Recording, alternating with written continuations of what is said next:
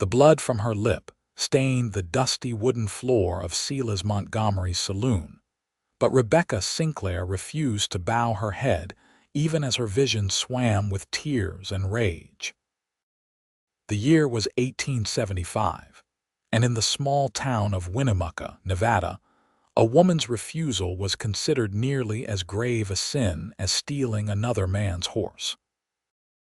"I told you I would marry no man who treats me like property," Rebecca spat, her honey blonde hair falling loose from its pins as she struggled to stand.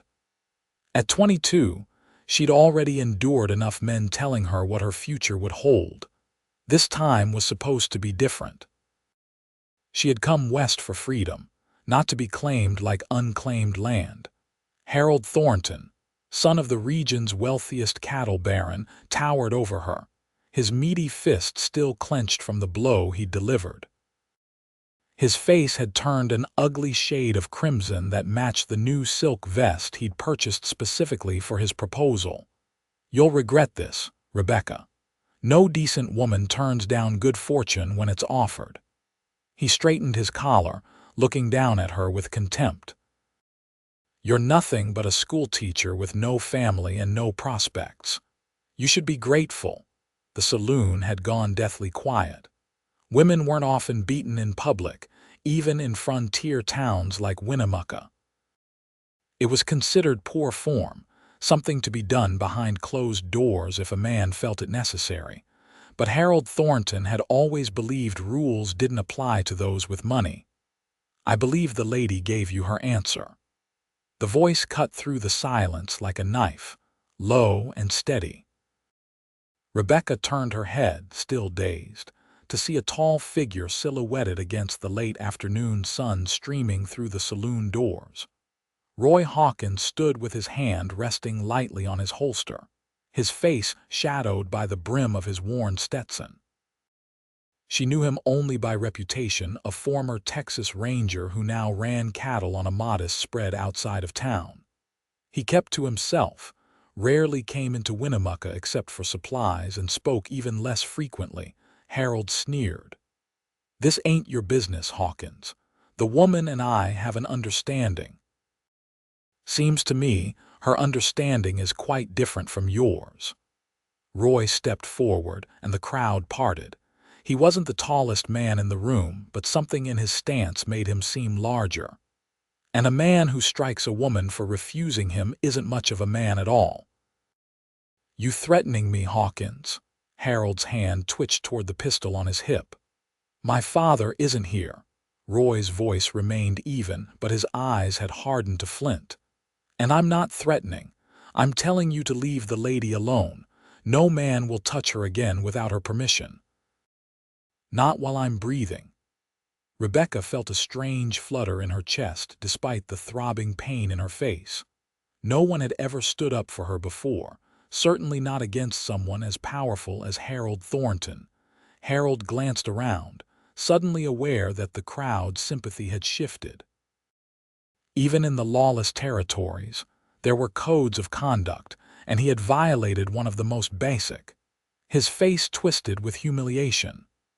"You'll both regret this," he hissed before storming out, the saloon doors swinging wildly in his wake. Roy finally turned his full attention to Rebecca, and she saw his face clearly for the first time. Whether beaten from years under the harsh Nevada sun, with eyes the color of a summer sky and a strong jawline softened only slightly by a neatly trimmed beard. He knelt beside her, keeping a respectful distance. "Can you stand, miss?" "Sinclair, Rebecca Sinclair," she managed, trying to straighten her torn dress.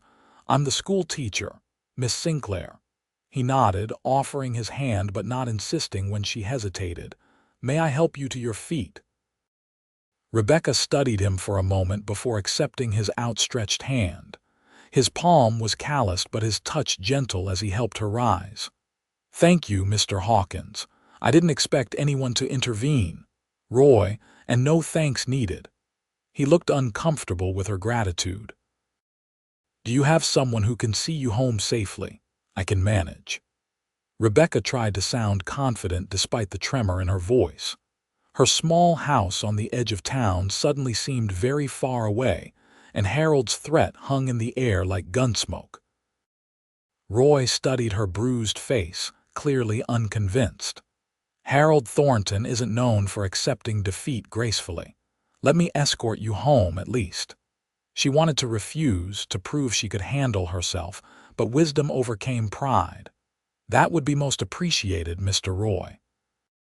As they stepped outside into the fading light, Rebecca was acutely aware of the stares following them. By morning, every soul in Winnemucca would know what had happened. Her reputation, already precarious as an unmarried woman living alone, would be even more compromised. "Don't fret about the gossips," Roy said quietly, as if reading her thoughts. "People will talk regardless. Best to give them less to speculate about by getting you home safely." Rebecca nodded, grateful for his understanding. They walked in silence for several minutes, her steps gradually becoming steadier. The evening air cooled her flushed face, though it did little to ease the pain blossoming across her cheekbone and jaw. "Have you been in Winnemucca long?"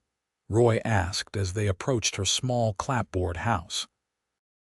8 months. Rebecca touched her split lip gingerly. "I came from Boston after my parents died. The town needed a teacher and I needed a fresh start." Roy nodded, not pressing for details she wasn't offering. "It's a hard country but fair in its way. Most folks respect a person who stands their ground.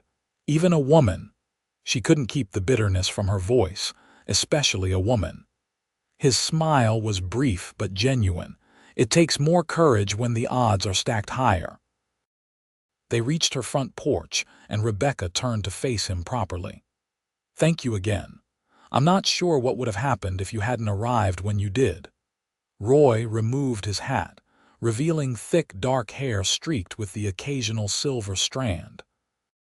He looked younger without the hat's shadow across his face. "I expect you'd have managed.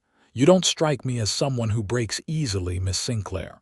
The compliment, delivered so matter-of-factly, warmed her more than it should have. "Please call me Rebecca." "Rebecca." He tested her name carefully, as if weighing its sound. "You should put some cold water on that cheek, and maybe stay close to town for a few days until Thornton cools down." She nodded, though they both knew she had little choice but to continue her daily routine. The school wouldn't run itself, and she had 28 children depending on her. "Good night, Roy Hawkins." "Good night, Rebecca." He replaced his hat and tipped it slightly. "Lock your door." She watched him walk away, a solitary figure in the gathering twilight, before stepping inside and securing the bolt as instructed. Only then did she allow herself to sink onto a chair and properly examine her injuries in the small mirror hanging on the wall. Her lip was split, her left cheek swollen and already darkening to a purple bruise. She looked like many of the frontier wives she passed in town, women who avoided eye contact and flinched at sudden movements. The very fate she had fled Boston to escape. Rebecca filled a basin with water and pressed a cool cloth to her face, wincing at the contact. As the initial shock faded, anger took its place, anger at Harold Thornton, at a society that gave men like him such power, and at herself for believing the West would be different from the East. Yet as she prepared for bed, Rebecca found herself thinking not of Harold's cruelty, but of Roy's unexpected kindness. "No man will touch her again," he had said.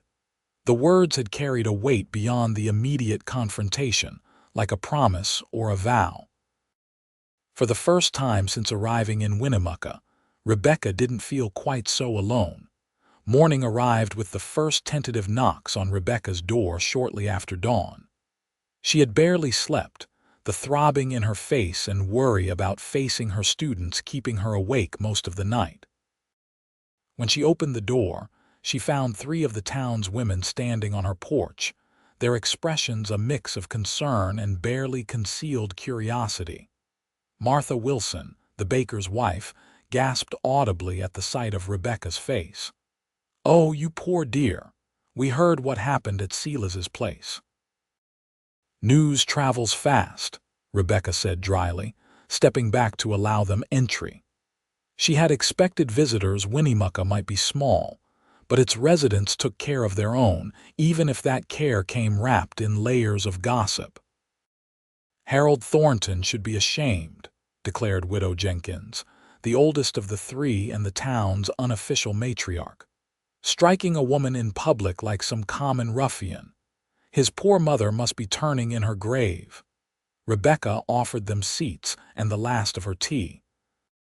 "I'm more concerned about facing my students with this face. They'll be frightened." "We thought of that," said Sarah Cooper, whose twin boys were in Rebecca's class. She produced a small jar from her basket. "This is arnica salve. It won't erase the bruising entirely, but it might help with the swelling." Rebecca accepted the jar gratefully, touched by their thoughtfulness despite the undercurrent of excitement she could sense beneath their concern. In a town where entertainment was scarce, her confrontation with Harold was prime material. "They're saying Roy Hawkins came to your defense," Martha said finally, unable to contain herself any longer. "That he threatened Harold on your behalf." "He didn't threaten him," Rebecca corrected. "He simply told him to leave me alone." Widow Jenkins snorted. "From Roy Hawkins, that's as good as a threat. Man barely speaks 3 words a month, then suddenly he's defending your honor in Montgomery's saloon. Half the town's already writing the wedding announcements." Rebecca felt heat rush to her face that had nothing to do with her injuries. "Don't be ridiculous. Mr. Hawkins was simply being decent, something apparently in short supply among Winnemucca's men." The women exchanged knowing glances that irritated Rebecca further. "Well, decent or not, you should be careful," Sarah cautioned. "Harold Thornton isn't one to forget an insult, and his father practically owns the county. There's already talk he's telling people you led him on." "That's absurd." Rebecca stood, her patience exhausted. "I taught his sister piano lessons twice a week. That's the extent of our acquaintance until he decided I should bear his children." The women fell silent, clearly caught between believing her and the weight of the Thornton family's influence. Rebecca took a deep breath, reminding herself these women were trying to help in their way. "I appreciate your concern and the salve," she said more calmly. "But I need to prepare for school. The children will be arriving soon." After seeing them out with promises to be careful, Rebecca applied the arnica to her cheek and arranged her hair to partially shield the worst of the bruising. There was nothing to be done about her split lip, but at least the swelling had subsided somewhat overnight. The walk to the schoolhouse took her past the main street, and Rebecca kept her head high despite the stares that followed her. She would not be shamed for rejecting a man's advances, no matter his social standing. The schoolhouse was quiet when she arrived, still an hour before the children were due. Rebecca busied herself preparing the day's lessons, finding comfort in the familiar routine. She was so absorbed in her work that she didn't hear the door open until a throat cleared behind her. She whirled around, chalk still in hand, to find Roy Hawkins standing just inside the doorway, hat in hand. In daylight, she could see him more clearly, tall and broad-shouldered, with a face that spoke of hard years lived mostly outdoors. He was older than she had first thought, perhaps in his mid-30s, with lines at the corners of his eyes that deepened when he offered a tentative smile. "Didn't mean to startle you," he said, remaining by the door as if uncertain of his welcome. Rebecca relaxed slightly, lowering the chalk. "Not at all. I was just preparing for the day." Roy nodded, his eyes taking in her bruised face with a frown before looking away as if to spare her the embarrassment of his scrutiny. "How are you feeling?" "Better than I look," she assured him. "Did you need something, Mr. Hawkins?" He shifted his weight, clearly uncomfortable in the schoolroom environment. Roy, please, and I wanted to make sure you were all right. After yesterday." The concern in his voice was genuine, lacking the prurient interest of the town women. Rebecca found herself touched by his awkward solicitude. "I'm fine, truly." She set down the chalk and brushed the dust from her hands. "Though I understand Harold is telling a different version of events." Roy's expression darkened. "I heard. Doesn't change what I saw with my own eyes." He hesitated, then added, "I also wanted to warn you. Thornton and his father were at the land office this morning. There's talk they might try to challenge your position at the school." Rebecca felt a chill run through her. "On what grounds?" "Moral character," Roy said bluntly. "In their version, you led Harold on, then publicly humiliated him. The school board might feel pressure to act, especially with parents involved." "That's outrageous." Rebecca's voice rose in indignation. "I've done nothing wrong." "I know that," Roy said quietly, "and so does anyone with sense. But the Thorntons have influence, and influence speaks louder than truth sometimes." Rebecca sank onto her chair, the full implication hitting her. Her position as teacher was her only livelihood. Without it, she would have no choice but to leave Winnemucca or worse, accept Harold's proposal out of desperation. The very thought made her physically ill. "What can I do?" she asked, hating how helpless she sounded. Roy stepped further into the room, his expression resolute. "Fight." "I've already spoken to Sheriff Miller. He was in the saloon and saw what happened. He'll back your account." Rebecca looked up at him, confused by his investment in her situation. "Why are you helping me? You barely know me." His eyes met hers directly for the first time. "Because it's right. And because I've seen what happens when good people stand by while others suffer injustice." He paused, something like old pain flickering across his features. "During the war, I saw too much of that. Promised myself I'd never be that man." The personal admission, clearly not given lightly, created a moment of connection between them that transcended their brief acquaintance. Rebecca nodded slowly, understanding there were depths to Roy Hawkins that his quiet demeanor concealed. "Thank you," she said simply, "for everything." The sound of children's voices approaching broke the moment. Roy stepped back, replacing his hat. "I'll keep my ears open for any more trouble," he promised. "And Rebecca," she looked up questioningly, "I meant what I said yesterday. No one will hurt you again. Not in this town." He slipped out the side door just as the first of her students bounded in, their young eyes widening at the sight of their teacher's bruised face. Rebecca forced a smile and began the day's lessons, but her mind kept returning to Roy's words and the fierce protectiveness behind them. For a woman who had prided herself on her independence, it was a novel feeling to know someone was watching out for her welfare. Even more surprising was how little it bothered her. The next 3 days passed in a fog of whispers and sidelong glances. Rebecca maintained her routine, teaching during the day, grading papers in the evening, and trying to ignore the growing tension in town. Several parents had kept their children home from school, particularly those with business ties to the Thornton ranch. On Friday afternoon, as the last of her students filed out, Rebecca noticed a folded note on her desk that hadn't been there earlier. She opened it with trepidation, relieved to recognize Sheriff Miller's distinctive scrawl: "School board meeting called for tomorrow morning, 9 a.m.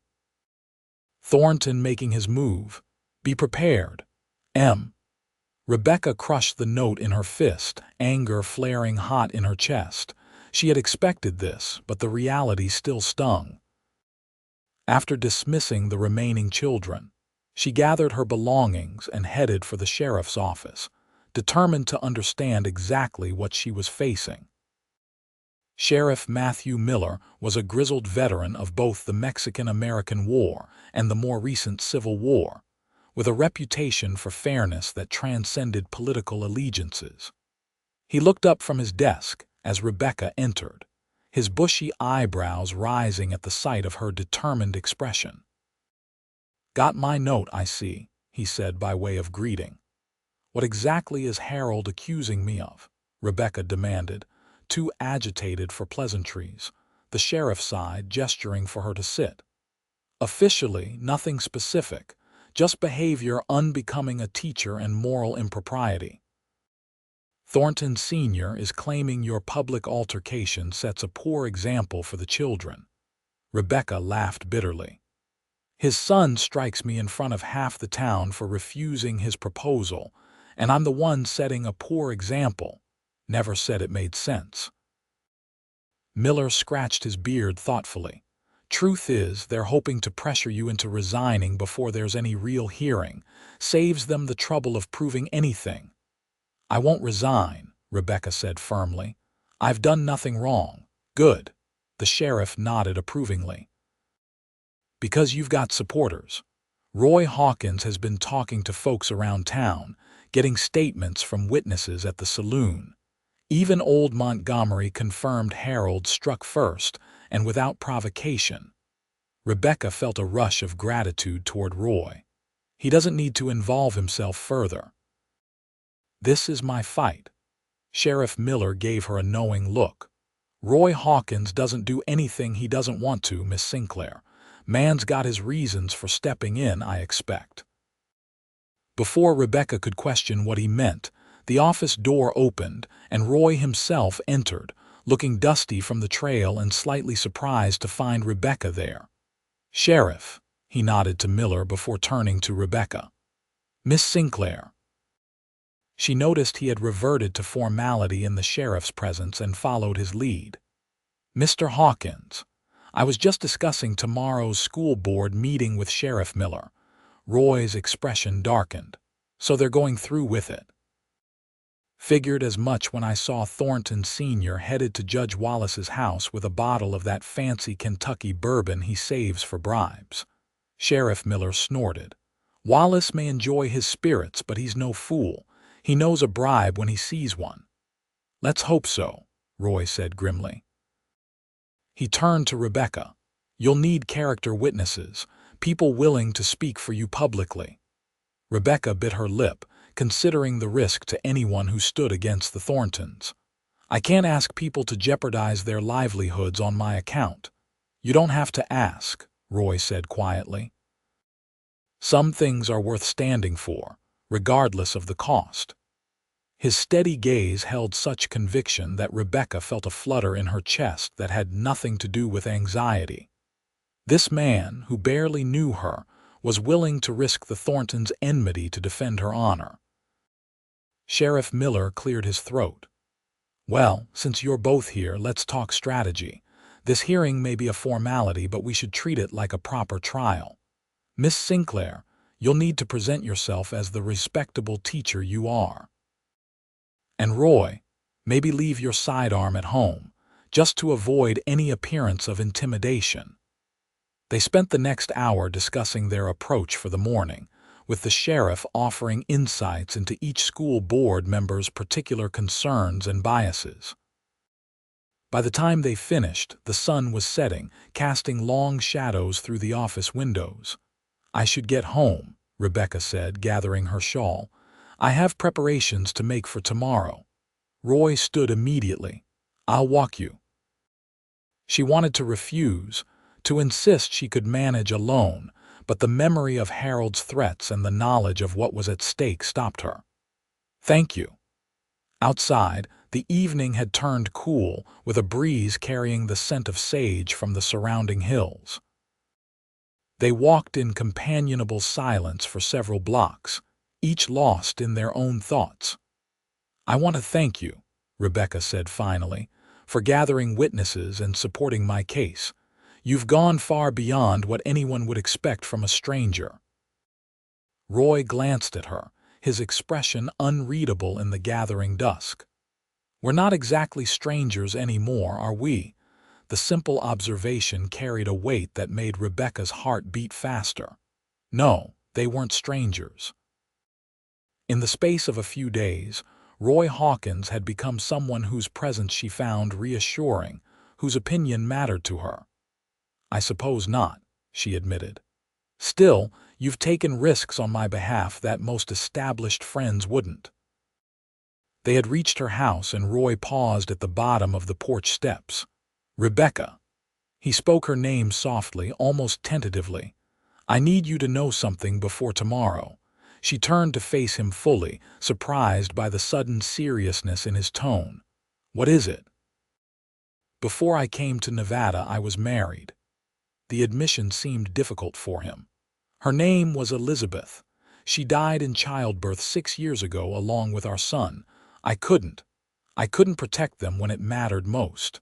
Rebecca's breath caught at the raw pain evident in his voice. "I'm so sorry, Roy." He shook his head, continuing as if he needed to get the words out. "After, I couldn't stay in Texas. Too many memories. So I drifted, did some rangering work, finally settled here 3 years back. Kept to myself mostly." "Until you saw Harold hit me," Rebecca said softly, understanding dawning. "Until I saw a good woman being mistreated by a man who thought his money gave him the right." Roy's eyes met hers, intense in the fading light. "I couldn't stand by again, Rebecca. Not ever again." The confession explained so much: his immediate intervention, his continued protection, the depth of his commitment to her cause. It wasn't just about her. It was about redeeming a past failure, honoring a wife and child he couldn't save. Rebecca reached out impulsively and touched his arm. "Thank you for telling me, and for what it's worth, I think Elizabeth would be proud of the man you are." Roy covered her hand with his own briefly, the touch sending warmth through her despite the evening chill.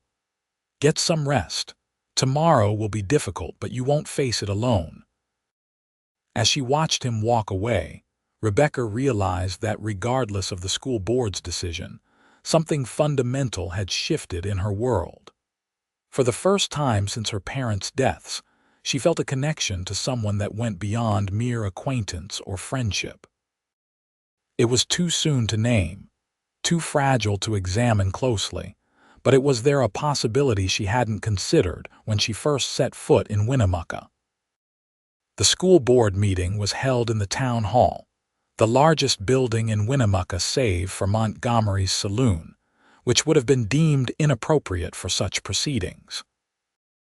By 9 o'clock, the room was packed with townsfolk, some there to support Rebecca, others drawn by the promise of drama, and a significant contingent of Thornton loyalists positioned prominently near the front.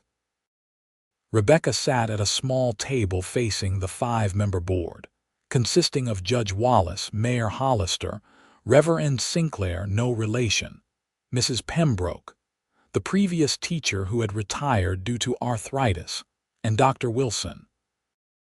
Harold and his father occupied a similar table to her right, both dressed in their finest clothes and wearing expressions of righteous indignation.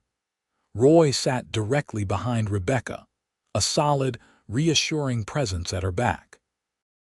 Sheriff Miller stood near the door, ostensibly to maintain order but positioned where he could observe everyone's reactions. Judge Wallace, a corpulent man with a fondness for his own voice, called the meeting to order with excessive formality. "We are gathered to address concerns regarding the moral fitness of Miss Rebecca Sinclair to continue in her position as Winnemucca's schoolteacher, following a public disturbance at Silas Montgomery's establishment on Monday last." Rebecca sat straight-backed in her chair, the bruising on her face still visible despite having faded to yellowish green. She had deliberately not tried to conceal it, understanding that the visual evidence of Harold's violence was her strongest counter to whatever accusations he might make. "Mr. Thornton, as the complainant, you may present your concerns," the judge continued, nodding to Harold's father. Josiah Thornton rose, an imposing figure in his tailored suit. Unlike his son, He possessed the smooth charm that came from years of bending others to his will through persuasion rather than force. "Members of the board, citizens of Winnemucca," he began solemnly, "it pains me to bring this matter before you. Miss Sinclair came to our town with excellent recommendations, and indeed, my own daughter benefited from her musical instruction. However, recent events have cast doubt on her judgment and moral character." He paced slowly before the board. "My son, Harold, called upon Miss Sinclair with honorable intentions, having developed an admiration for her during his sister's lessons. Instead of receiving his attentions with the gratitude and decorum befitting a lady, she chose to humiliate him publicly in the most vulgar setting imaginable, a saloon." Murmurs rippled through the crowd. Rebecca bit the inside of her cheek to keep from interrupting. "When my son expressed his dismay at such treatment," Thornton continued, skillfully avoiding any mention of the actual blow, "she created a scene that culminated in threats against Harold's person from an armed man." Here he gestured toward Roy without looking at him. "I ask you, is this the behavior we wish our children to emulate? Is a woman of such questionable judgment and volatile temperament fit to mold young minds?" Judge Wallace nodded thoughtfully, as if Thornton had made an irrefutable point. "Thank you, Mr. Thornton. Miss Sinclair, do you wish to respond to these allegations?" Rebecca rose slowly, conscious of every eye upon her. "I do, Your Honor. Mr. Thornton has presented a carefully crafted version of events that omits several critical details." "May I call witnesses who were actually present during the incident in question?" The judge frowned slightly but nodded. "You may, though I remind you this is not a court of law but a school board inquiry." "Thank you." Rebecca turned to the crowd. "I would like to call Mr. Silas Montgomery first." The saloon owner, looking uncomfortable in his Sunday best, made his way to the front of the room. After being sworn in by the judge, he recounted what he had witnessed: Harold's unwelcome proposal, Rebecca's polite refusal, and Harold's subsequent violent reaction. "Did Miss Sinclair do anything to provoke Mr. Thornton's assault?" Rebecca asked directly. Montgomery shook his head emphatically. "No, madam. You were mighty polite, considering. Just said you weren't interested in marrying, and he took it poorly." "And did I seek out the saloon as a place to humiliate Mr. Thornton, as has been suggested?" "No, madam." "You were delivering some books to my wife, who's been bedridden. Harold followed you in, caught you by surprise." Rebecca nodded. "Thank you, Mr. Montgomery." Over the next hour, Rebecca called 3 more witnesses who corroborated Montgomery's account, including Martha Wilson, who testified about treating Rebecca's injuries afterward. Each account further undermined the Thorntons' version of events, painting Harold as the aggressor and Rebecca as the victim. Finally, she called Roy to testify. He approached the front with measured steps, his presence commanding attention despite his simple clothing. After being sworn in, he described arriving at the saloon to find Harold standing over Rebecca, who was bleeding and dazed from a blow he had witnessed. "Did you threaten Mr. Thornton?" Rebecca asked, addressing the accusation directly. "No, madam," Roy answered calmly. "I informed him that his behavior was unacceptable and that Miss Sinclair was not to be harmed again. At no point did I draw my weapon or make any specific threat against his person." Rebecca turned to the board. "Members of the board, I have presented multiple witnesses who confirm that I was assaulted by Harold Thornton for refusing his proposal of marriage, a proposal I had every right to decline. I have served this community faithfully as its teacher for 8 months without complaint. My moral character was never questioned until I exercised my right to determine my own future." She looked directly at Harold, who squirmed under her steady gaze. I would suggest that if anyone's fitness should be examined, it is Mr. Thornton's, not mine."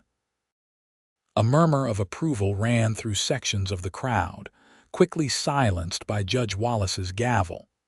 The 5 board members huddled together, speaking in low voices while the room waited in tense silence. After several minutes, Judge Wallace cleared his throat. "The board has reached a decision.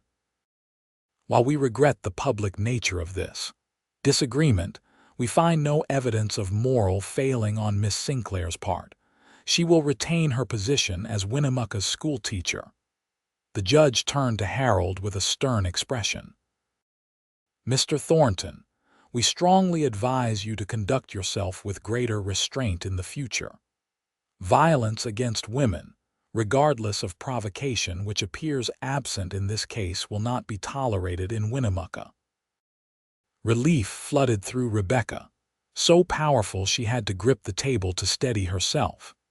She had won, but more importantly, the truth had prevailed over wealth and influence, a rare outcome in her experience. As the meeting dispersed, Rebecca found herself surrounded by well-wishers, parents of her students, and townspeople who had witnessed her dignified defense. Through the crowd, she caught Roy's eye. He gave her a small nod, his expression a mix of pride and something deeper she couldn't quite name, before slipping out the door. Later that afternoon, after the excitement had died down, Rebecca sat on her porch, finally allowing herself to process the events of the past week.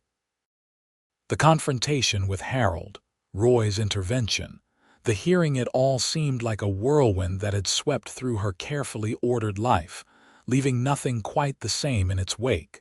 The sound of hoofbeats drew her attention. Roy approached on horseback, leading a second horse behind him.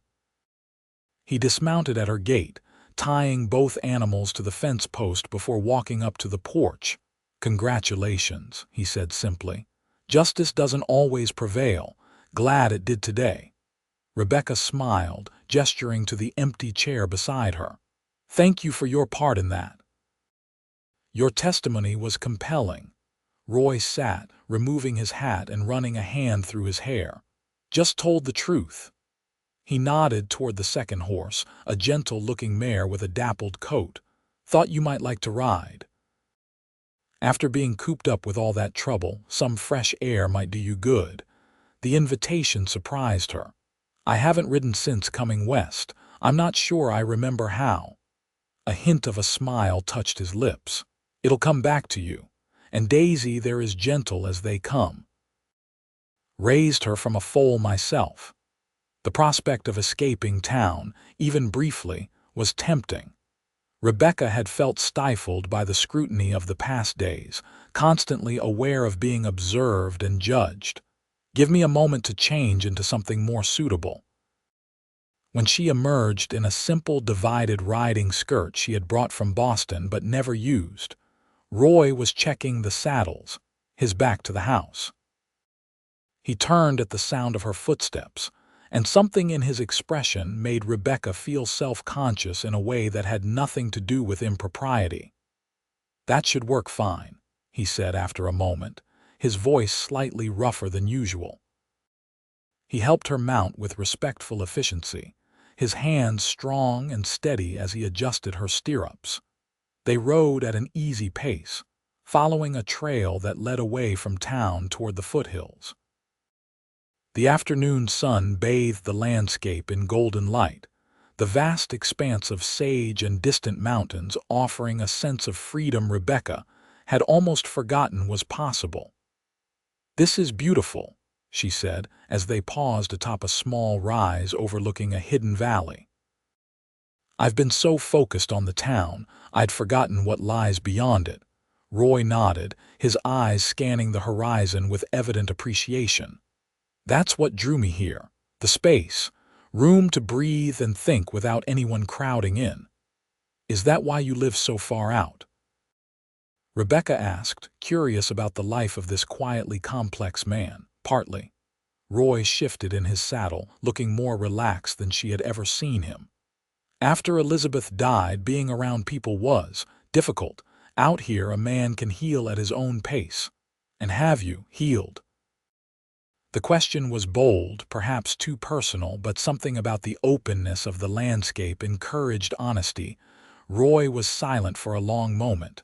Some, not completely. He turned to look at her directly.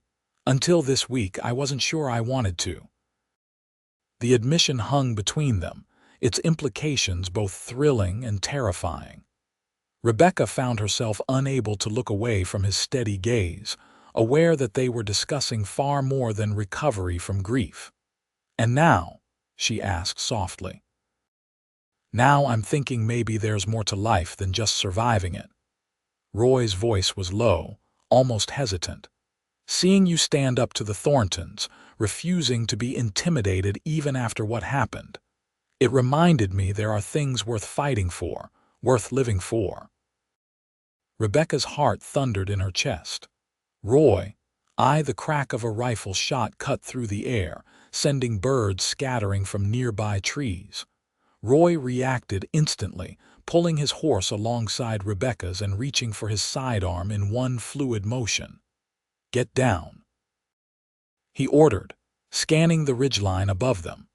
A second shot kicked up dirt near Daisy's hooves, causing the mare to rear in panic.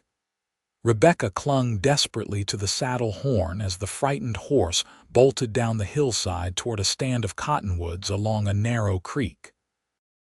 Roy spurred his horse after her, keeping his body low and his eyes alert for the shooter's position.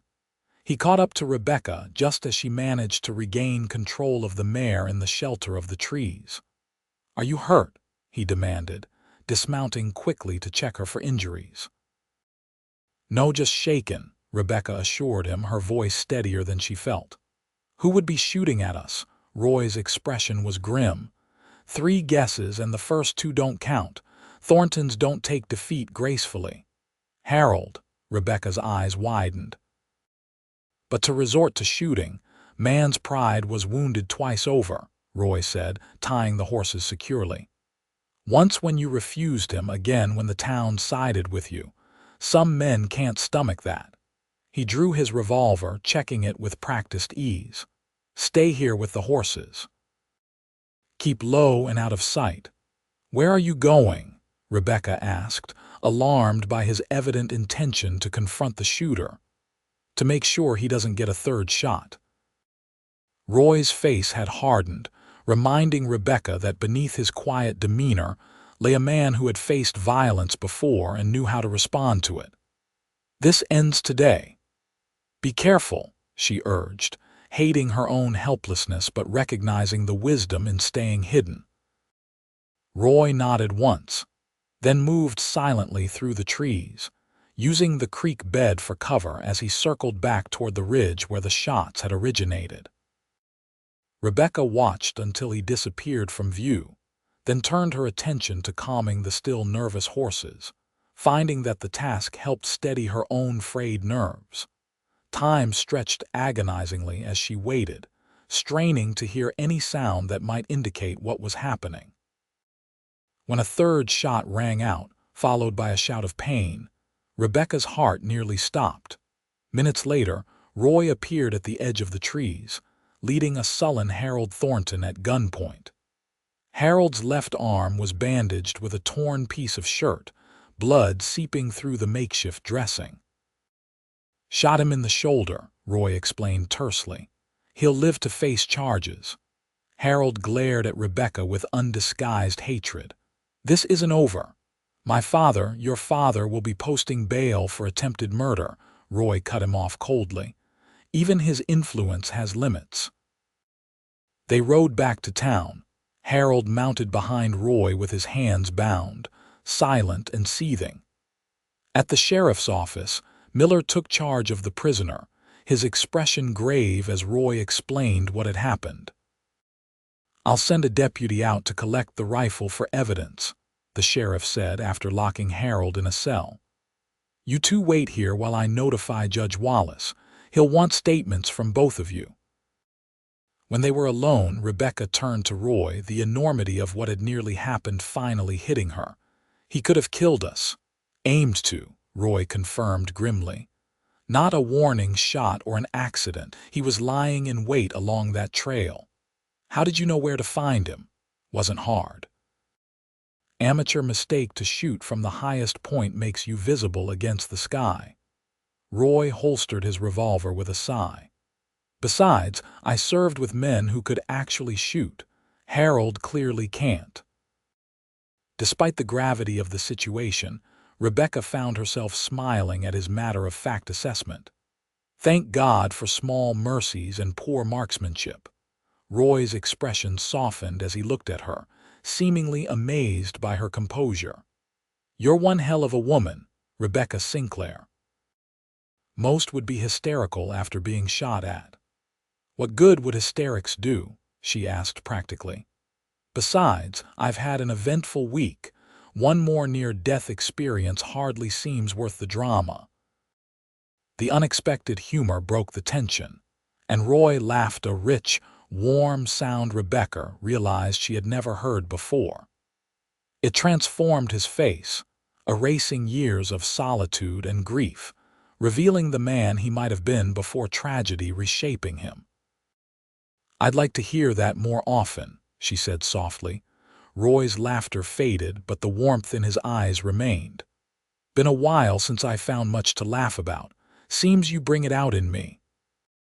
Before Rebecca could respond, Sheriff Miller returned with Judge Wallace, and the remainder of the afternoon was consumed with formal statements and legal proceedings. By the time they were released, the sun was setting, casting long shadows across Winnemucca's Main Street. I'll see you home, Roy said as they left the sheriff's office. They walked in companionable silence, both physically and emotionally exhausted from the day's events. When they reached Rebecca's porch, however, neither seemed eager to part. Will you be safe? Roy asked, his concern evident. Harold's locked up, but his father. I'll be fine, Rebecca assured him. After today, I suspect even Josiah Thornton will think twice before crossing us again. Us. The word slipped out naturally, acknowledging the bond that had formed between them through shared danger and mutual support. Roy didn't miss it, his expression softening as he stepped closer. Rebecca. He spoke her name with a gentleness that made her breath catch. Before we were interrupted earlier, I was about to say something. I remember, she said softly. He removed his hat, holding it almost like a shield between them. I'm not good with words, never have been, but these past days, getting to know you. He paused, clearly struggling to articulate feelings long dormant. You've made me remember what it's like to care about something, someone. Rebecca's heart raced at the raw honesty in his voice. Roy, let me finish, please. He took a deep breath. I know it's too soon. We barely know each other and you've been through hell this week. I'm not asking for anything. Just wanted you to know that whatever happens next, I'm glad I was in that saloon on Monday. The simple declaration, free of demands or expectations, touched Rebecca deeply. After Harold's presumptuous proposal and subsequent violence, Roy's respect for her autonomy felt like the greatest gift he could offer. I'm glad too, she said, reaching out to touch his hand lightly. And you're right, it is soon. But time measures differently out here, doesn't it? A week can change everything. Roy's fingers curled around hers, warm and calloused. That it can. Perhaps, Rebecca suggested with newfound boldness, we might spend some time getting to know each other properly, without gunshots or school board hearings. A smile touched the corners of Roy's mouth, reaching his eyes. I'd like that very much. He lifted her hand and, with old-fashioned courtesy that seemed at odds with his rugged appearance, brushed his lips across her knuckles. The gesture was chaste but intimate, sending a shiver of anticipation through Rebecca. Good night, Rebecca Sinclair, he said softly, releasing her hand reluctantly. Good night, Roy Hawkins, she replied, watching as he descended the steps and walked away into the gathering darkness, his stride more purposeful than when she had first met him. As Rebecca entered her small house and lit the lamps against the night, she realized that, for the first time since arriving in Winnemucca, the solitude felt temporary rather than permanent.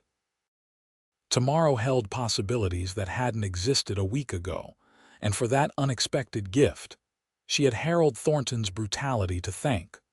Life, it seemed, moved in strange and unexpected patterns, even in the remote corners of Nevada territory. Over the next 2 weeks, Winnemucca buzzed with the scandal of Harold Thornton's arrest and the growing friendship between the schoolteacher and the reclusive rancher. Harold remained in jail awaiting trial, his father's influence sufficient to delay proceedings, but not to secure his release. The evidence against him was too substantial, the attempted murder too blatant even for Josiah's considerable power to overcome. Rebecca returned to teaching, her students more attentive than ever, fascinated by their teacher's adventure and the mysterious Mr. Hawkins, who occasionally appeared at day's end to escort her home. Parents who had kept their children away during the controversy returned them to school with awkward apologies that Rebecca accepted graciously, understanding the complex pressures of small-town life. For his part, Roy found reasons to come into town more frequently than he had in the previous 3 years combined. Sometimes he brought fresh vegetables from his garden or game he had hunted, sharing the bounty with Rebecca, and, at her insistence, with some of the poorer families among her students. Other times he simply appeared at her door in the evening, hat in hand, asking if she might like to walk before sunset. They established a routine of Sunday afternoon rides, exploring the surrounding countryside at a leisurely pace that allowed for long conversations. Rebecca learned about Roy's Texas childhood, his brief career as a ranger, and the deep love he had shared with Elizabeth. In turn, she told him about her Boston upbringing, her parents' support of her education despite society's disapproval, and her decision to seek independence in the West after their deaths left her alone. "I never imagined I'd find myself defending that independence quite so dramatically," she admitted as they sat beside a small stream one Sunday, sharing a simple picnic. "When I came west, I thought the greatest challenge would be the physical hardships." Roy nodded, understanding in his eyes. "The land tests you one way, people test you another." "You've passed both tests admirably," Rebecca observed, watching as he skipped a stone across the water's surface. "Your ranch is thriving despite the drought, and you've managed to remain respected even while keeping to yourself." "Respect's easier to come by when people are a little afraid of you," Roy said with a wry smile. "Being handy with a gun has its advantages." "Is that why you helped me? Because people fear you?" The question had been on Rebecca's mind since their confrontation with Harold. Roy considered this, his expression thoughtful. "No, I helped you because it was right. The fact that Thornton knew my reputation might have made him back down faster, but I'd have stepped in regardless." He glanced at her, something vulnerable in his gaze. "And after I got to know you, I helped because I couldn't imagine Winnemucca without you in it." The admission hung in the air between them, simple but profound. Rebecca felt a warmth bloom in her chest that had nothing to do with the afternoon sun. "I'm glad," she said softly, "because I'm finding it equally difficult to imagine Winnemucca without you." Their eyes held for a long moment before Roy looked away, a faint color rising beneath his tanned skin. Rebecca smiled at his uncharacteristic shyness, finding it endearing in a man who could face down armed opponents without flinching. "We should head back before it gets late," he said finally, offering a hand to help her rise. As they packed up their picnic and mounted their horses, Rebecca found herself marveling at how comfortable she had become in Roy's company. There was none of the anxiety or performative politeness that had characterized her few previous courtships in Boston. With Roy, silence was as easy as conversation, and neither felt compelled to fill every moment with words. It was, she realized with sudden clarity, the foundation of something far more substantial than the romantic infatuations of her youth, a partnership of equals built on mutual respect and genuine affection. The thought both thrilled and terrified her. As summer gave way to autumn, Harold Thornton's trial finally commenced. The proceedings drew spectators from as far as Carson City, the attempted murder of a schoolteacher being sensational enough to warrant the journey. Rebecca testified calmly about the events leading to the shooting, her dignity and composure earning respect even from those who had initially sided with the Thorntons.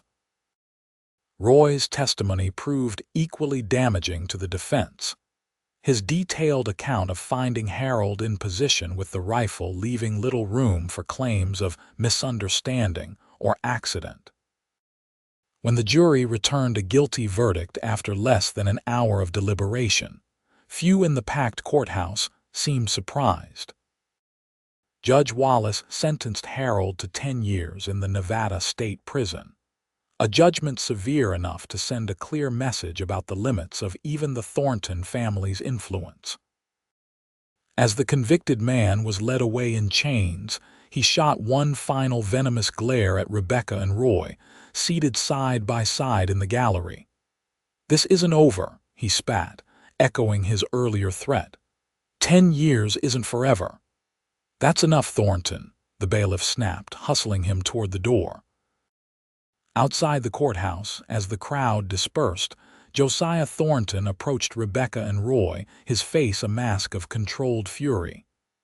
"You've destroyed my son's future," he said coldly. "I won't forget that." Roy stepped slightly forward, his stance protective without being possessive. "Your son destroyed his own future when he decided violence was an acceptable response to rejection. Be grateful he's alive to serve his sentence." The implication that Roy could have killed Harold during their confrontation, rather than wounding him, hung in the air between them. Josiah's jaw tightened, but something in Roy's steady gaze made him reconsider whatever threat he had planned to deliver. "The Thorntons have long memories, Hawkins," he said instead, turning away. "Both of you would do well to remember that." As the cattle baron stalked to his waiting carriage, Rebecca released a breath she hadn't realized she was holding. "Will he cause trouble, do you think?" Roy shook his head slightly. "Not directly. Man's too shrewd to risk his own freedom. But he'll be watching for opportunities to make life difficult for both of us." "Then we'll face those difficulties together," Rebecca said firmly, surprising herself with the certainty in her voice. Roy looked down at her, his expression softening. "Together," he agreed, offering his arm. As they walked through Winnemucca's main street toward Rebecca's house, they drew curious glances from townsfolk still buzzing about the trial's outcome. Rebecca was acutely aware of the speculation their relationship had generated, but found she cared less about public opinion than she once had. The events of the summer had taught her the difference between genuine respect and the fickle approval of society. At her gate, Roy paused, seeming uncharacteristically hesitant. "I've been meaning to ask you something," he said finally. "Now that the trial's over and things are settling down." Rebecca's pulse quickened.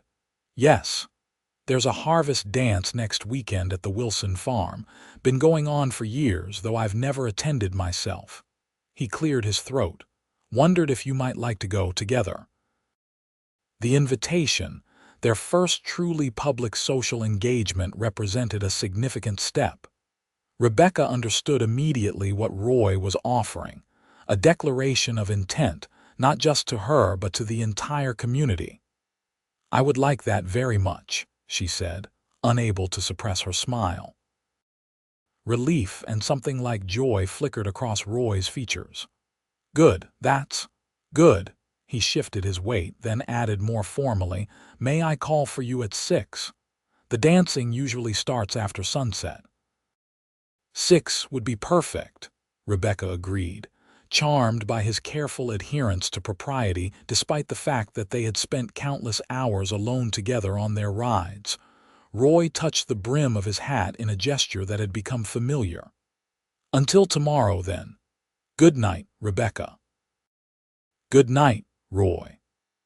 As she watched him walk away, Rebecca felt a sense of anticipation that had nothing to do with threats or trials. For the first time since the confrontation with Harold, she found herself thinking about the future not in terms of survival but of possibility. The harvest dance transformed the Wilson farm into a fairyland of lanterns and autumn decorations, with bales of hay arranged as seating around a central area cleared for dancing. Musicians perched on a makeshift stage played lively tunes that carried across the fields, drawing couples to the floor while children darted between the adults, caught up in their own games. Rebecca arrived on Roy's arm wearing her best dress, a deep blue that complemented her eyes and fair coloring. She had spent more time than usual arranging her hair, pinning the golden strands into an elegant updo, adorned with a simple ribbon that matched her dress. Roy, for his part, had clearly made an effort as well. His usual trail-worn clothing had been replaced by a clean white shirt, dark vest, and polished boots. He had trimmed his beard and combed his hair neatly, though he still wore his revolver, a practical necessity in the territories that few remarked upon. Their entrance caused a momentary lull in conversation before the crowd resumed its festive atmosphere. Martha Wilson hurried over to welcome them, her genuine pleasure at seeing Rebecca with Roy evident in her broad smile. "You both look wonderful," she exclaimed, squeezing Rebecca's hand. "Roy Hawkins at a social gathering, miracles do happen." Roy ducked his head, uncomfortable with the attention but unwilling to retreat. "Mrs. Wilson, the place looks nice." "Oh, just Martha, please, we're all friends here." She gestured toward a long table laden with food. "Help yourselves. Dancing will really pick up once everyone's eaten." As they circulated through the gathering, Rebecca was struck by the change in how people approached her. Before the incident with Harold, she had been treated with polite deference as the schoolteacher.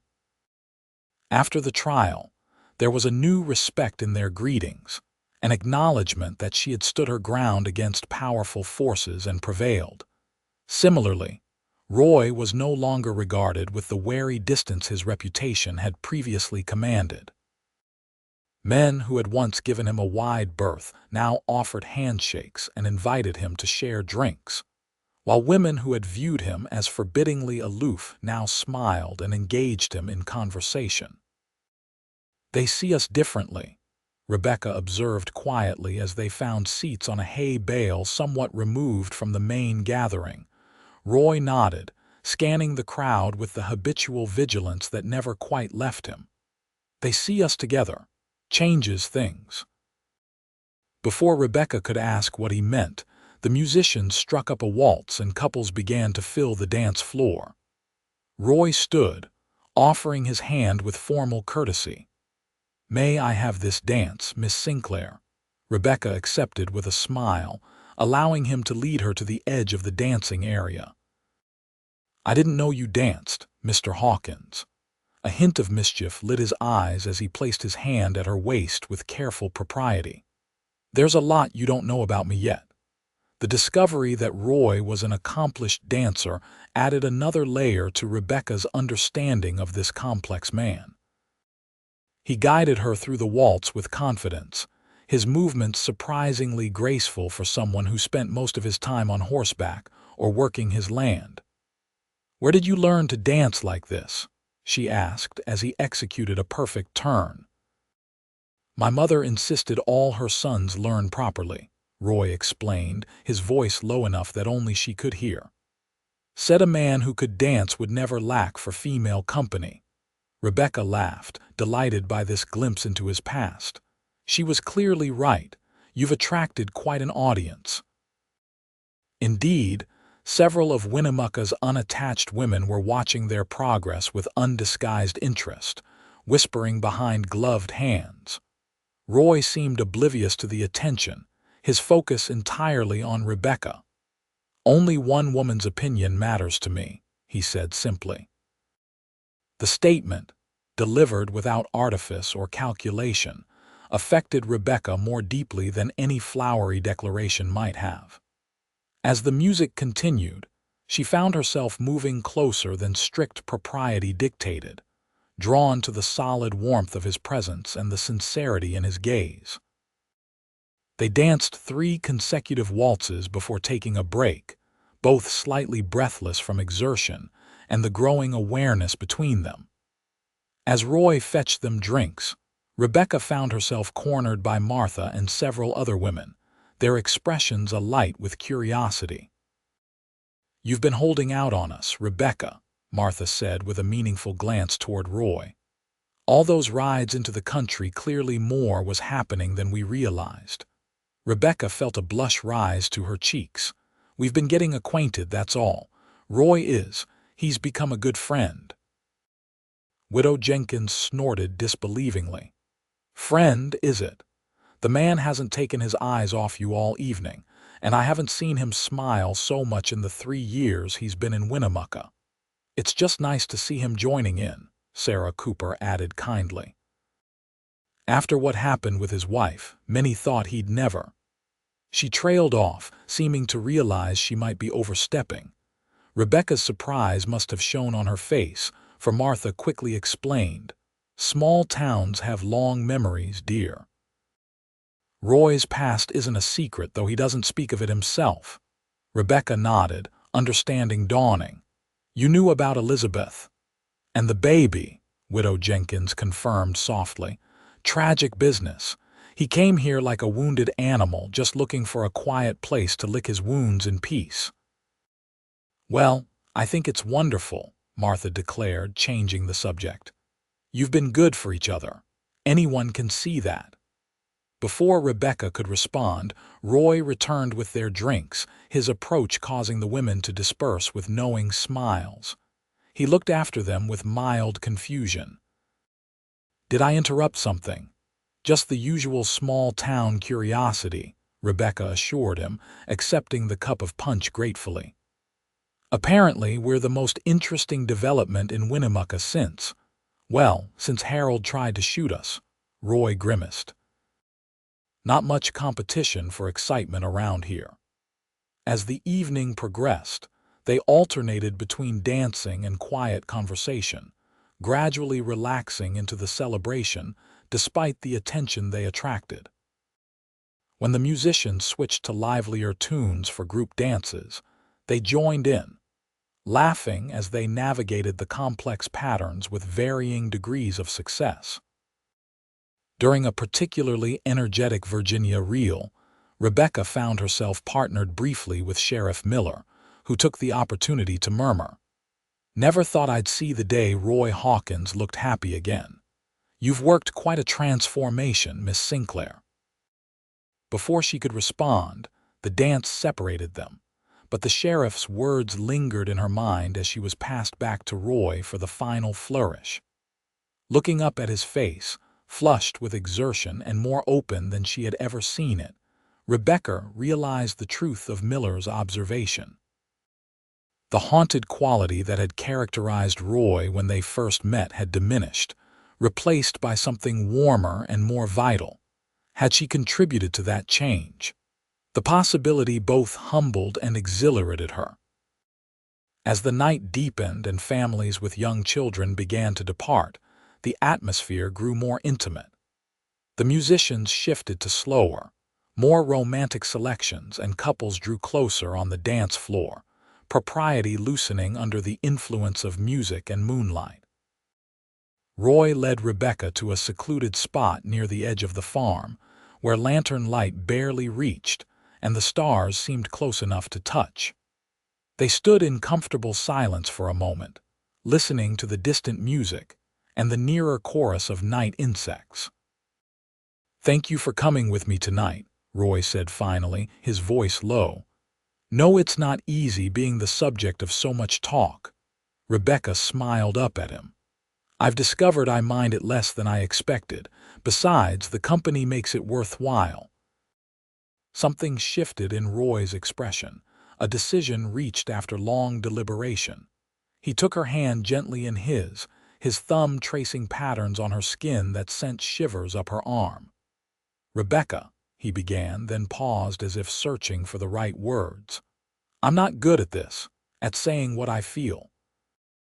But I need you to know that these past months, knowing you, being with you, it's changed something in me I thought was gone for good." Rebecca's heart raced at the quiet intensity in his voice. "Roy, please, let me finish." He took a deep breath. "When Elizabeth died, I thought that part of me died too. The part that could care deeply about another person, that could imagine a future beyond just getting through each day." He looked down at their joined hands. "I was wrong. You've shown me that. And I know it's soon, that by any reasonable standard we're still getting to know each other. But out here, life doesn't always wait for reasonable standards." Rebecca felt tears gathering in her eyes, moved by his halting eloquence. "No, it doesn't." Roy met her gaze directly, vulnerability and determination mingled in his expression. "I'm falling in love with you, Rebecca Sinclair. Have been since you stood up in that schoolroom with your bruised face and refused to be cowed by the Thorntons' power. Maybe even before that." The declaration, so simply stated yet profound in its implications, left Rebecca momentarily speechless. The emotions she had been carefully containing for weeks surged forward, demanding acknowledgement. "I think," she said softly, "I started falling in love with you the moment you said no man would touch me again without my permission. Not because I needed protection, but because you truly saw me as someone worthy of respect." Roy's fingers tightened around hers. "You are most courageous woman I've ever known." "As you're the most honorable man I've known," Rebecca countered, stepping closer. "We make a good pair, I think." The corner of Roy's mouth lifted in a half-smile that made her heart skip. "I think so too." He raised his free hand to her face, his touch feather-light as he traced the curve of her cheek where Harold's bruise had long since faded. "May I kiss you, Rebecca?" he asked, his voice roughened with emotion. The formal request, so characteristic of his careful respect for her boundaries, touched Rebecca deeply. "Yes," she whispered, her own voice unsteady. Roy bent his head slowly, giving her every chance to reconsider before his lips met hers in a kiss of exquisite gentleness. Rebecca's eyes fluttered closed as warmth spread through her, the sensation both new and somehow familiar, as if her soul recognized his. The kiss deepened gradually, his hand cradling her face with reverence while hers found purchase on his shoulders, steadying herself against the rush of feeling. When they finally parted, both slightly breathless, Roy rested his forehead against hers, his eyes still closed as if savoring the moment. "Been wanting to do that for a long time," he admitted quietly. Rebecca smiled, her heart too full for words. Instead, she initiated the second kiss herself, rising on tiptoe to recapture the connection between them. This time, the contact was less hesitant, a more certain exploration of the attraction that had been building since that fateful day in Montgomery's saloon. When distant laughter reminded them of their public setting, they reluctantly separated, though Roy kept her hand firmly in his as they made their way back toward the celebration. "Walk you home?" he asked as they rejoined the thinning crowd. Rebecca nodded, content to conclude the evening with his company rather than lingering at the dance. They bid farewell to their hosts and set off toward town, the mile-long walk stretching pleasantly before them. under the vast canopy of stars, with Winnemucca's scattered lights visible in the distance, Rebecca felt a sense of rightness settle over her. Whatever challenges lay ahead, Josiah Thornton's lingering resentment, the inevitable gossip of a small town, the adjustments required to merge two independent lives, they would face them together. For a woman who had come west seeking independence, it was a surprising revelation that true freedom might be found not in solitude, but in partnership with the right person. The weeks following the harvest dance brought a shift in Roy and Rebecca's relationship that was evident to everyone in Winnemucca. They no longer made any pretense of casual friendship, arriving together at church services, sharing meals at the town's small restaurant, and openly expressing their growing affection through small gestures, a hand at the small of her back, his hat tipped specifically in her direction, the way she straightened his collar before he left her porch in the evenings. October faded into November, bringing the first hints of winter to Nevada territory. The mountains visible from town acquired a dusting of snow on their highest peaks, and mornings dawned crisp and bright with frost. Rebecca added extra lessons on weather patterns and winter preparedness to her curriculum, aware that many of her students lived on isolated homesteads where such knowledge could mean the difference between comfort and catastrophe during severe storms. Roy, too, was preparing for winter, making repairs to his cabin and outbuildings, storing food for his livestock, and hunting to fill his smokehouse. Despite these demands on his time, he still made the journey into town several times a week, sometimes arriving at the schoolhouse just as Rebecca was dismissing her students for the day. "Mr. Hawkins," the children would chorus, having grown accustomed to his visits. The younger ones would crowd around him, especially after he began bringing small carved wooden animals as occasional treats. "You have quite a way with them," Rebecca observed one afternoon as they walked from the school, a small parade of children dispersing in various directions ahead of them. "Have you ever thought of having a family of your own again?" The question slipped out before she could consider its implications, and Rebecca immediately wished she could recall it. They had spoken openly of many things, including Roy's past marriage, but the future remained a territory they had approached cautiously, content for the moment to let their relationship develop naturally. Roy was silent for several steps, his expression thoughtful rather than offended. "Yes," he said finally, "I have. More recently than I would have thought possible a year ago." The simple answer, with its clear implication, sent a wave of warmth through Rebecca despite the November chill. "I see," she said softly. Roy glanced at her, a question in his eyes. "And you?" "I know you came west partly to avoid being pressured into marriage. Has that changed?" Rebecca considered the question seriously, aware of its importance. "When I left Boston, I was running from the expectation that marriage was my only option, my only value as a person. I wanted to prove to myself as much as anyone that I could build a life on my own terms." She looked up at him, her expression open. "I think I've done that. I've established myself here, earned respect for my work rather than my marriageability. So yes, my feelings have changed."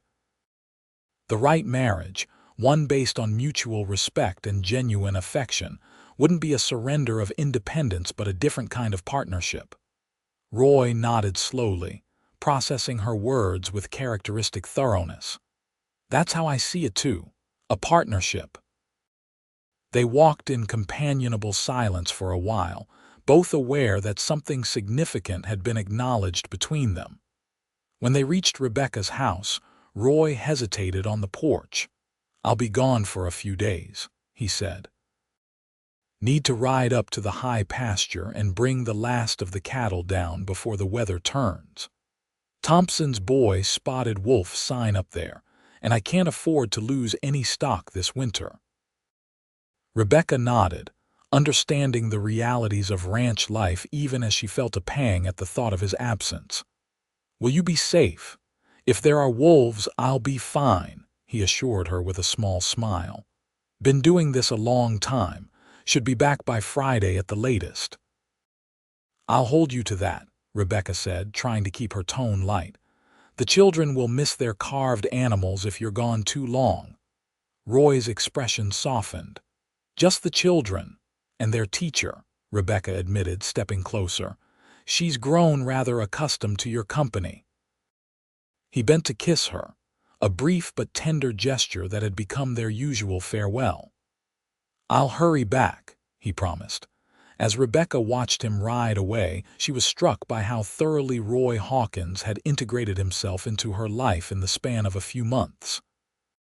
What had begun as an unexpected rescue had evolved into the most significant relationship she had ever known, one she found herself increasingly unwilling to imagine living without. The thought should have frightened her, this departure from her carefully planned independence. Instead, she felt only a quiet certainty that whatever path lay ahead, it would be richer for being shared with him. Friday arrived with no sign of Roy, bringing with it a storm front that had the townspeople hurrying to secure loose items and stock up on essentials before the weather worsened.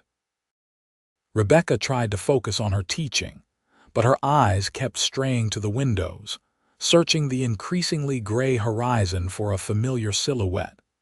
By the time she dismissed her students for the weekend, fat snowflakes were beginning to fall, and a sharp wind had picked up from the north.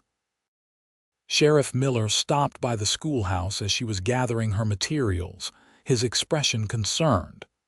"No word from Roy yet?" he asked without preamble. Rebecca shook her head, a knot of worry tightening in her stomach. "He said he'd be back by today."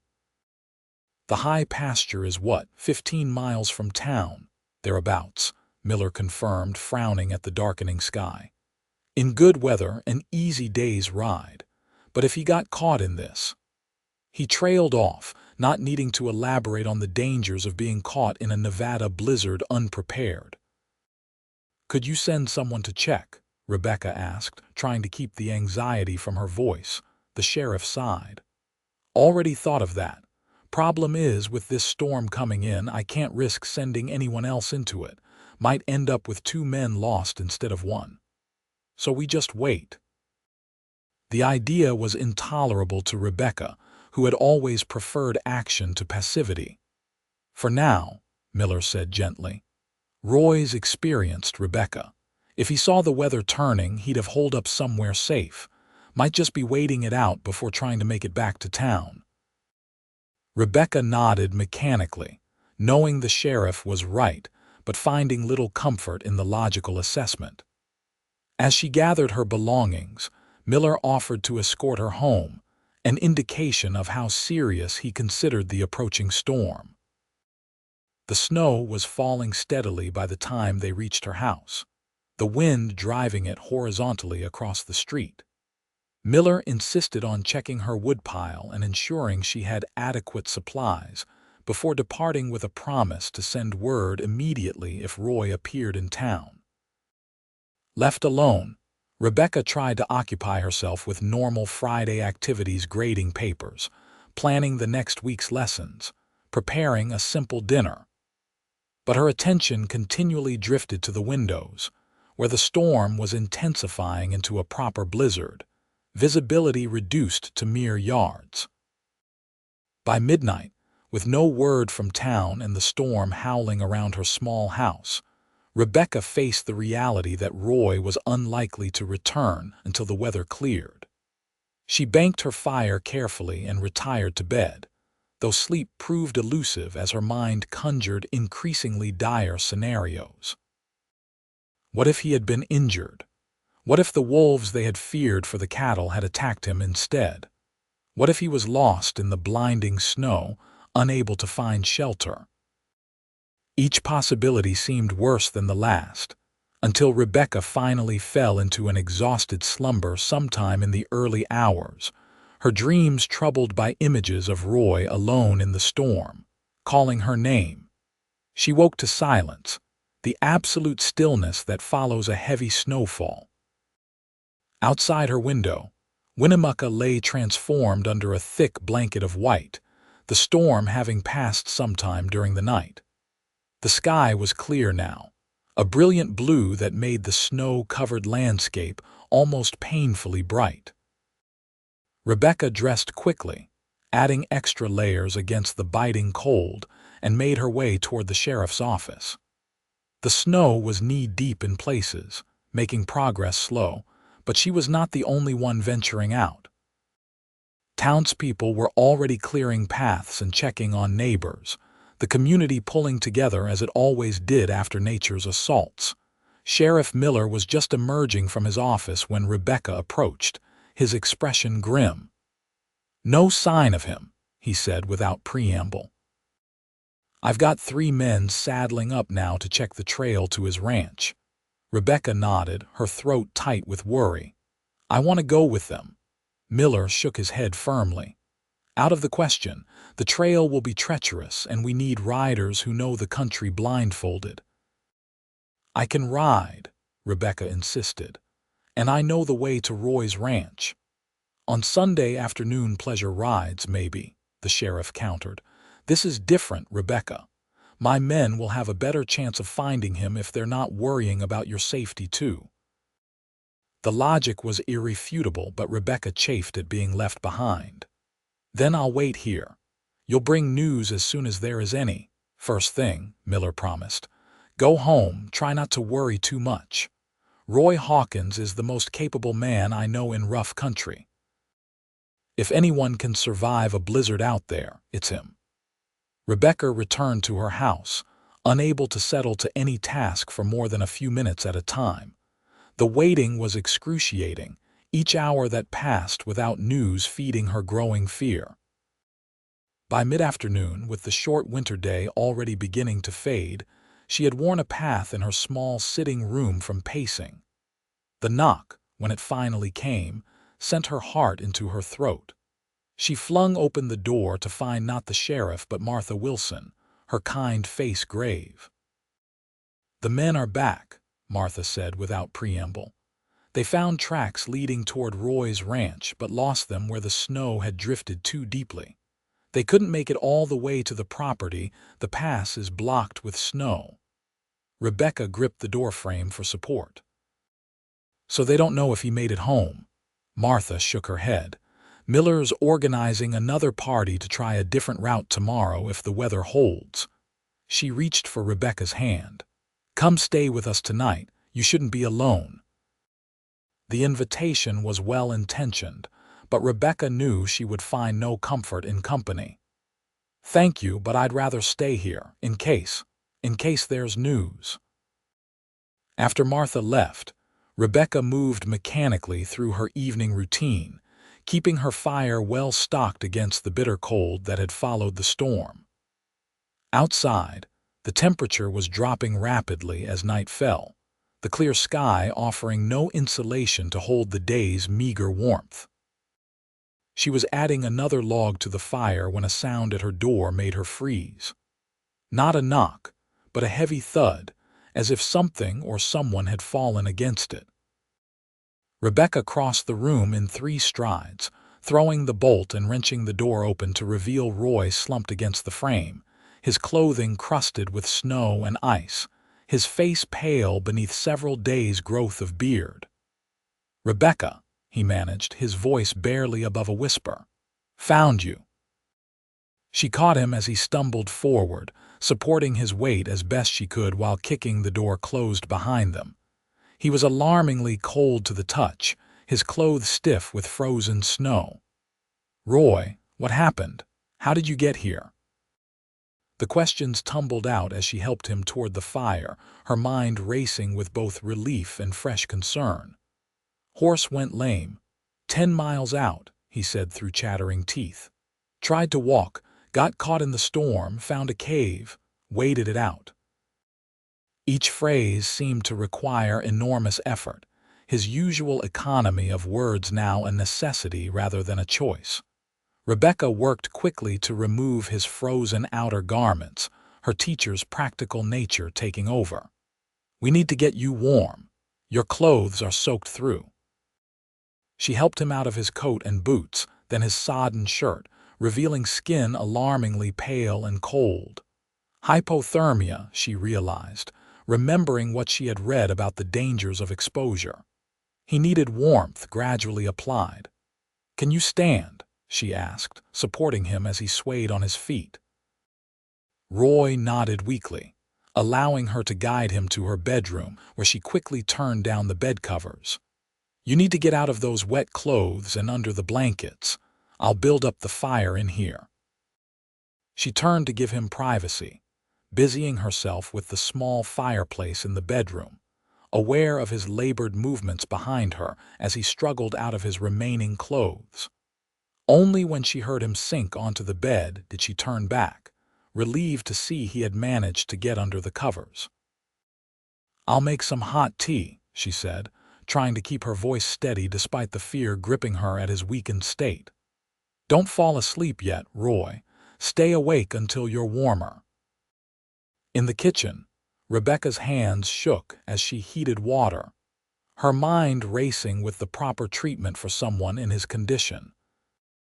Warm liquids, gradual rewarming to prevent shock, careful monitoring. She recalled reading about trappers and hunters caught in blizzards, about the dangers of both the cold and the rewarming process. When she returned with the tea, Roy was shivering violently beneath the blankets, a good sign despite its alarming appearance. His body was fighting to rewarm itself. "Here," she said, sitting on the edge of the bed and helping him sit up enough to drink. "Small sips." He obeyed, his hands too unsteady to hold the cup himself.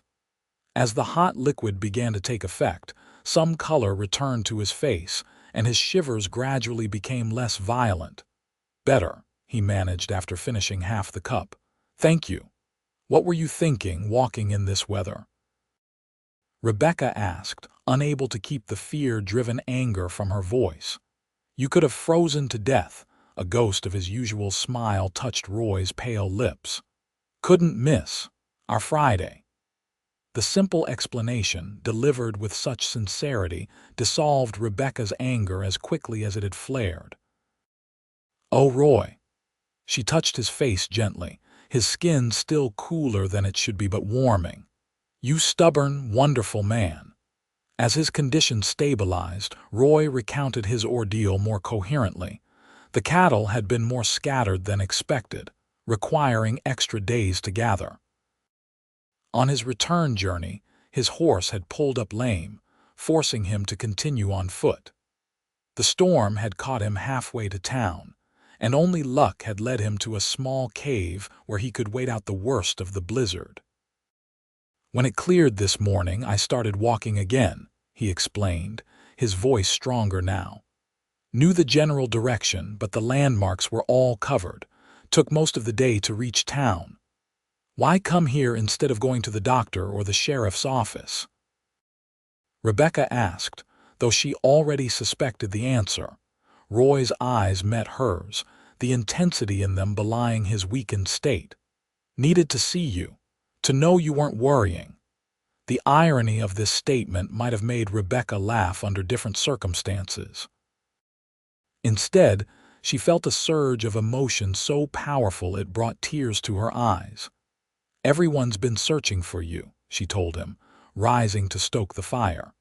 "Sheriff Miller had men out all day trying to reach your ranch." "I'll let him know I'm safe in the morning," Roy said, clearly fighting to keep his eyes open now that the immediate danger had passed. "Don't want to move just yet." Rebecca hesitated, suddenly aware of the impropriety of their situation. Roy was in her bed, unclothed beneath the blankets, and night had fallen.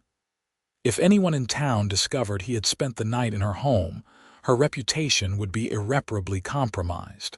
And yet, the alternative, sending him back into the bitter cold in his weakened state, was unthinkable. "Rest," she said decisively, "propriety be damned. I'll be in the other room if you need anything." Roy caught her hand as she turned to leave. "Stay," he said softly. "Just to talk, please." The request, so simply made, settled something in Rebecca's mind. Society's rules seemed trivial compared to the man before her, who had risked his life to keep a promise to her. She nodded, moving to the rocking chair near the fire. "I'll stay."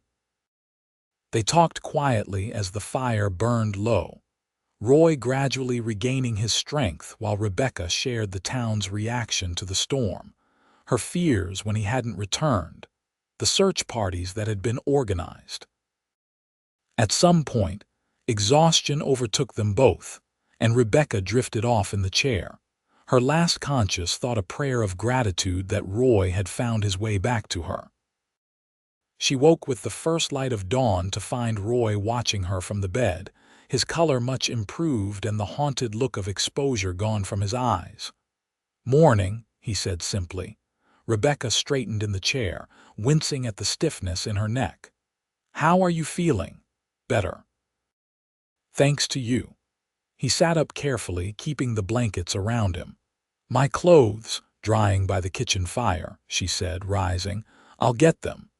When she returned with his now dry clothing, Roy accepted them with a nod of thanks. "I'll dress and be on my way before the town wakes up." No need to cause talk. The consideration touched Rebecca even as she recognized its practical wisdom. "Sheriff Miller should know you're safe as soon as possible. He was quite worried." Roy nodded, his expression turning serious. "Rebecca, about last night. You needed help," she said simply. "I would have done the same for anyone." A smile touched his eyes. "Letting anyone who needed it sleep in your bed might cause more scandal than just me." The gentle teasing relieved the tension that had begun to build, and Rebecca laughed softly. "Perhaps not anyone, then." She left him to dress in privacy, preparing a quick breakfast while considering the implications of the night's events. By the time Roy joined her in the kitchen, fully clothed and looking remarkably recovered considering his ordeal, she had reached a decision. "I've been thinking," she said as they ate, "about what happened yesterday, about how easily things could have gone differently if you hadn't found shelter or if you'd collapsed before reaching town." Roy nodded soberly. "Been thinking the same. Was foolish to try making it back in that weather. Should have stayed put once the storm hit." "Why didn't you?" The question had been bothering her since his arrival. He met her gaze directly. "Knew you'd be worried, couldn't bear the thought of that." The simple admission, devoid of artifice or calculation, confirmed what Rebecca already knew in her heart. This man, so sparing with words but so generous with actions, loved her enough to risk his life rather than cause her distress. "I think," she said carefully, "that we should consider a more permanent arrangement to avoid such situations in the future." Roy set down his fork, his full attention on her face. "What kind of arrangement did you have in mind?" "Marriage," Rebecca said simply, surprising herself with her directness. "If you're amenable." For a moment, Roy seemed speechless, an unusual state for a man who chose his words so carefully. Then a slow smile spread across his face, transforming his weather-beaten features. "Rebecca Sinclair," he said, his voice rough with emotion. "Are you proposing to me?" She felt heat rise to her cheeks but held his gaze steadily. "I believe I am, unless you object to a woman taking that initiative." Roy reached across the table to take her hand, his expression more open than she had ever seen it. "The only thing I object to is that you beat me to it. Had plans for asking properly once the weather cleared. Rings hidden in my cabin right now." Joy bubbled up in Rebecca's chest, spilling over into laughter. "You had a ring already?" "Since before the harvest dance," Roy admitted, a hint of color rising beneath his tan. "Was waiting for the right moment." "And I've ruined your plans with my impatience," Rebecca said, not feeling remotely apologetic. Roy squeezed her hand gently.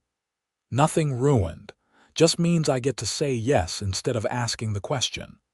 His expression grew serious again. "Are you sure, Rebecca?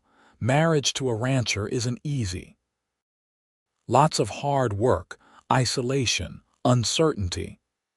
"I'm sure," she said without hesitation. "These past months have shown me that independence doesn't have to mean being alone, that the right partnership can strengthen rather than diminish."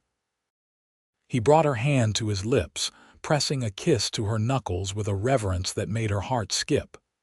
"Then yes, Rebecca Sinclair, I would be honored to marry you." The simplicity of his acceptance, free of wounded pride or masculine posturing about who should properly propose to whom, confirmed everything Rebecca loved about this man. In any other courtship she had observed, a woman's proposal would have been met with shock or offense. Roy Hawkins, as always, defied conventional expectations. "Should we set a date?" she asked, practical considerations already filtering through her happiness. Roy considered this. Spring would be traditional. "Give us time to prepare, for the weather to improve for travel if you want guests from back east." Rebecca shook her head. "I have no family remaining and few friends I've stayed in touch with. Winter weddings have their own charm, don't they? Perhaps Christmas." "Christmas," Roy repeated, testing the idea. "That's less than a month away." "Too soon?" Rebecca asked, suddenly uncertain. "If you need more time, no," Roy interrupted gently. "Not too soon. Just wanted to be sure you weren't rushing because of what happened yesterday." Rebecca understood his concern. "I'm not making this decision out of fear or gratitude, Roy. I'm making it because I love you, and because life is too uncertain to waste time we could spend together." The declaration, the first time either of them had spoken the word love, directly hung in the air between them, a bridge finally crossed after months of careful approaches. "I love you too," Roy said quietly, the simple phrase carrying the weight of his entire being. "Have for longer than I was ready to admit, even to myself." The confession sealed their agreement, turning Rebecca's impulsive proposal into a mutual commitment. They spent the next hour planning their next steps, informing Sheriff Miller of Roy's safe return, announcing their engagement to the town, making arrangements for the wedding ceremony. When Roy finally prepared to leave, properly fortified with food and rest, he paused at the door. "We should do things properly now. Court openly, have dinner with the Reverend to discuss the ceremony, all the things people expect." Rebecca smiled at his concern for appearances, even after they had spent the night under the same roof. "Absolutely. We wouldn't want to scandalize Winnemucca." Roy's answering smile held a touch of mischief. "At least, not until after the wedding." He kissed her briefly, a promise of deeper connection to come before stepping out into the bright winter morning. Rebecca watched him walk toward the sheriff's office, his stride strong despite his recent ordeal, and felt a certainty settle over her that had nothing to do with the conventional security of marriage. She had come to Nevada territory seeking independence and had found something more valuable, a partnership based on mutual respect and genuine love. Whatever challenges lay ahead, they would face them together, stronger for the sharing. News of Rebecca and Roy's engagement spread through Winnemucca with predictable speed, generating a flurry of excitement that momentarily overshadowed even the aftermath of the blizzard. The schoolteacher and the reclusive rancher had already been the subject of speculation. Their decision to marry before Christmas only added fuel to the gossip fires. Most reactions were positive, if tinged with the relief of expectations fulfilled. The town's women immediately organized themselves into wedding preparation committees, while the men clapped Roy on the back with knowing grins when he ventured into the general store or saloon. Rebecca found herself the recipient of endless advice, much of it contradictory and some alarmingly personal, about married life and a wife's duties. She accepted it all with outward grace, inwardly amused by the assumption that she and Roy would conform to traditional marital roles when their entire relationship had been anything but conventional. For his part, Roy endured the increased attention with stoic patience.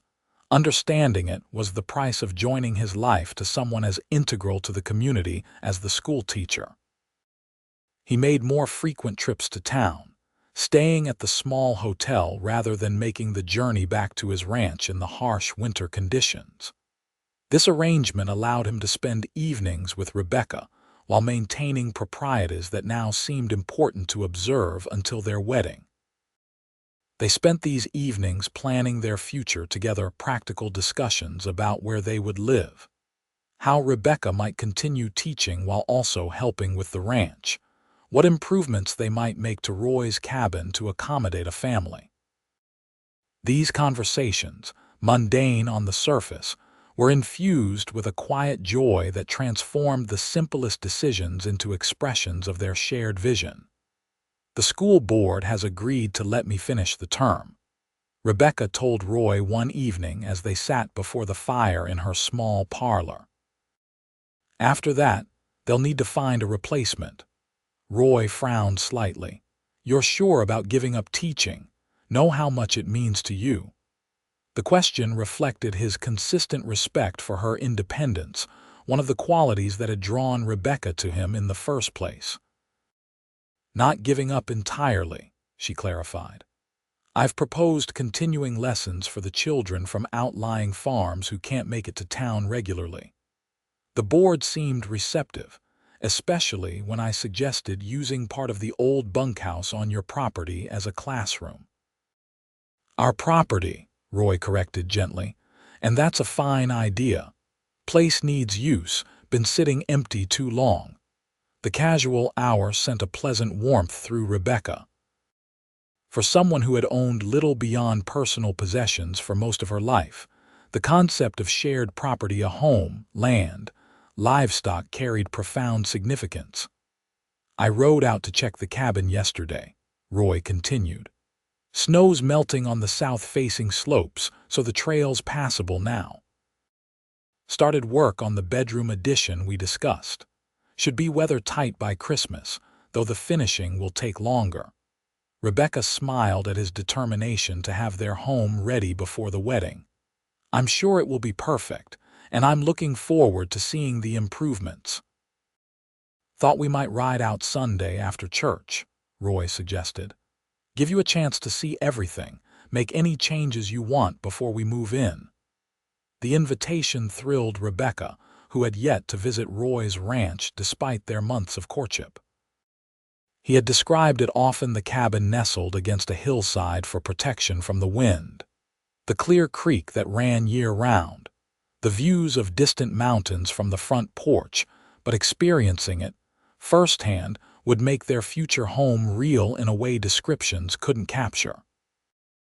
"I'd like that very much," she said warmly. Roy nodded, his expression softening as he reached for her hand. "Been thinking about you there since summer.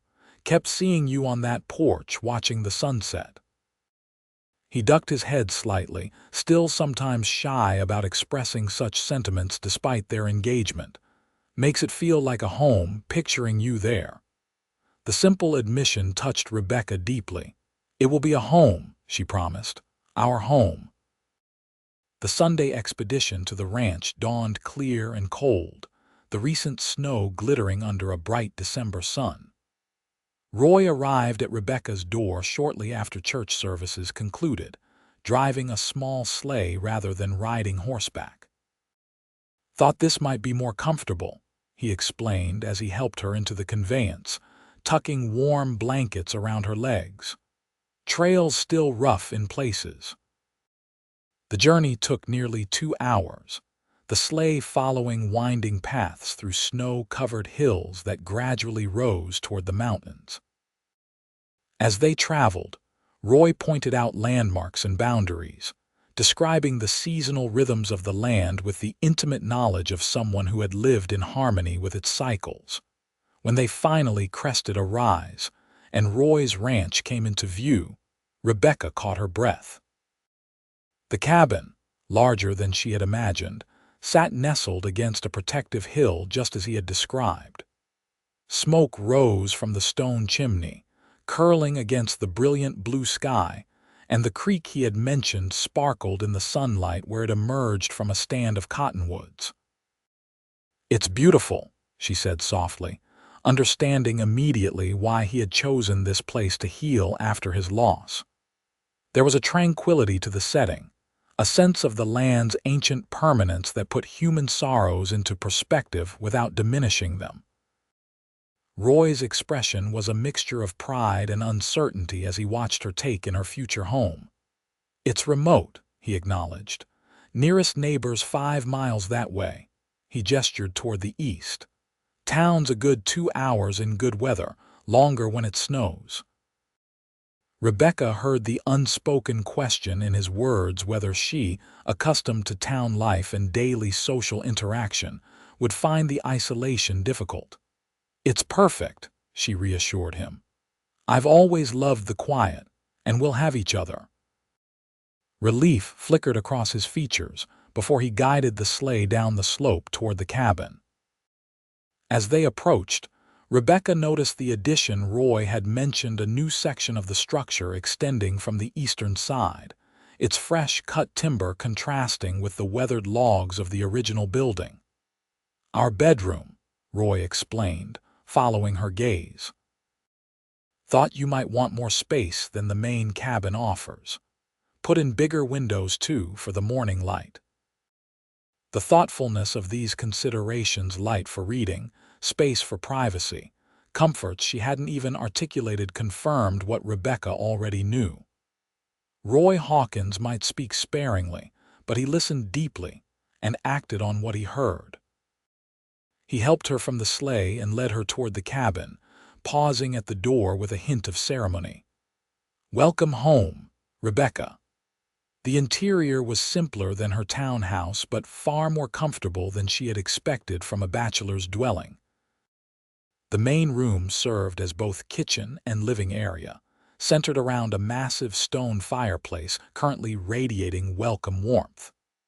Well-crafted furniture, some clearly made by Roy's own hands, was arranged for both function and comfort. Shelves held books, surprising in their variety and number, and the kitchen area was organized with practical efficiency. "You've been busy," Rebecca observed, noting touches that hadn't been present in a bachelor's cabin: curtains on the windows, a colorful quilt on the back of a chair, a vase ready for flowers on the table. Roy shrugged, looking slightly embarrassed. "Had some help." Martha Wilson offered suggestions. Sarah Cooper sewed the curtains. The admission that he had sought help to make the cabin welcoming for her touched Rebecca deeply. This man, so self-sufficient in most ways, had reached out to others to ensure she would feel at home. "Show me the rest," she requested, eager to see the full extent of their future home. Roy led her through the cabin, pointing out features and improvements with quiet pride. The original bedroom would become a study for them both, with space for Rebecca's books and Roy's record-keeping for the ranch. The new bedroom addition, though still under construction, already showed the care he was taking with its design: the promised large windows, a small fireplace for winter warmth, built-in storage for their clothing and personal items. Outside, he showed her the outbuildings: the barn where he kept his horses and equipment, the smokehouse for preserving meat, the chicken coop that currently housed a dozen hens, and the old bunkhouse that would become Rebecca's classroom for the outlying children. "Need work," he acknowledged as they peered into the dusty interior of the bunkhouse, "but solid structure. Could be ready by spring if we focus on it after the wedding." Rebecca squeezed his hand, touched by his use of "we" and his obvious support for her continued teaching. "It's perfect. We can clean it together," make it welcoming for the children. They returned to the cabin as the winter afternoon began to fade, Roy building up the fire while Rebecca explored the kitchen, familiarizing herself with what would soon be her domain. They shared a simple meal Roy had prepared in advance, sitting at the table that would witness countless future meals together, their conversation flowing easily between practical plans and deeper reflections. "Any regrets?" Roy asked as they finished eating, his expression serious. "About leaving town, your house, your independence?" Rebecca considered the question honestly, appreciating that he wanted her genuine feelings rather than reassurance. "No regrets about the decision," she said finally, "though I expect there will be adjustments. Days when the isolation feels challenging, or when I miss the convenience of having neighbors nearby." She reached across the table to take his hand. "But that would be true of any marriage, any change. What matters is that I'm choosing this life with you with open eyes and a full heart." Roy's expression softened, the worry lines around his eyes easing. "That's all I needed to hear." As twilight deepened into true darkness, they reluctantly prepared for the journey back to town. Rebecca took one last look around the cabin, already envisioning it as it would be once they were married, filled with their shared life, the center of their future together. 2 weeks, Roy said quietly, seeming to follow her thoughts as he helped her into her coat. 2 weeks, and you won't have to leave. The promise in those words carried Rebecca through the cold journey back to Winnemucca, warming her more effectively than the blankets tucked around her in the sleigh. December 23rd dawned clear and cold, perfect weather for the wedding that had become Winnemucca's most anticipated event of the year. Rebecca woke early in her small house, knowing it was the last morning she would spend there as Miss Sinclair. By nightfall, she would be Mrs. Hawkins, beginning a new chapter in a life that had already taken more unexpected turns than she could have imagined when she first arrived in Nevada. Martha and Sarah arrived shortly after breakfast, arms laden with packages and faces alight with the special excitement women reserve for weddings. They shooed away Rebecca's offers of help, taking charge of the final preparations with cheerful efficiency. "You just concentrate on being the bride," Martha instructed, unpacking the dress they had collaborated on over the past weeks. "We'll handle everything else."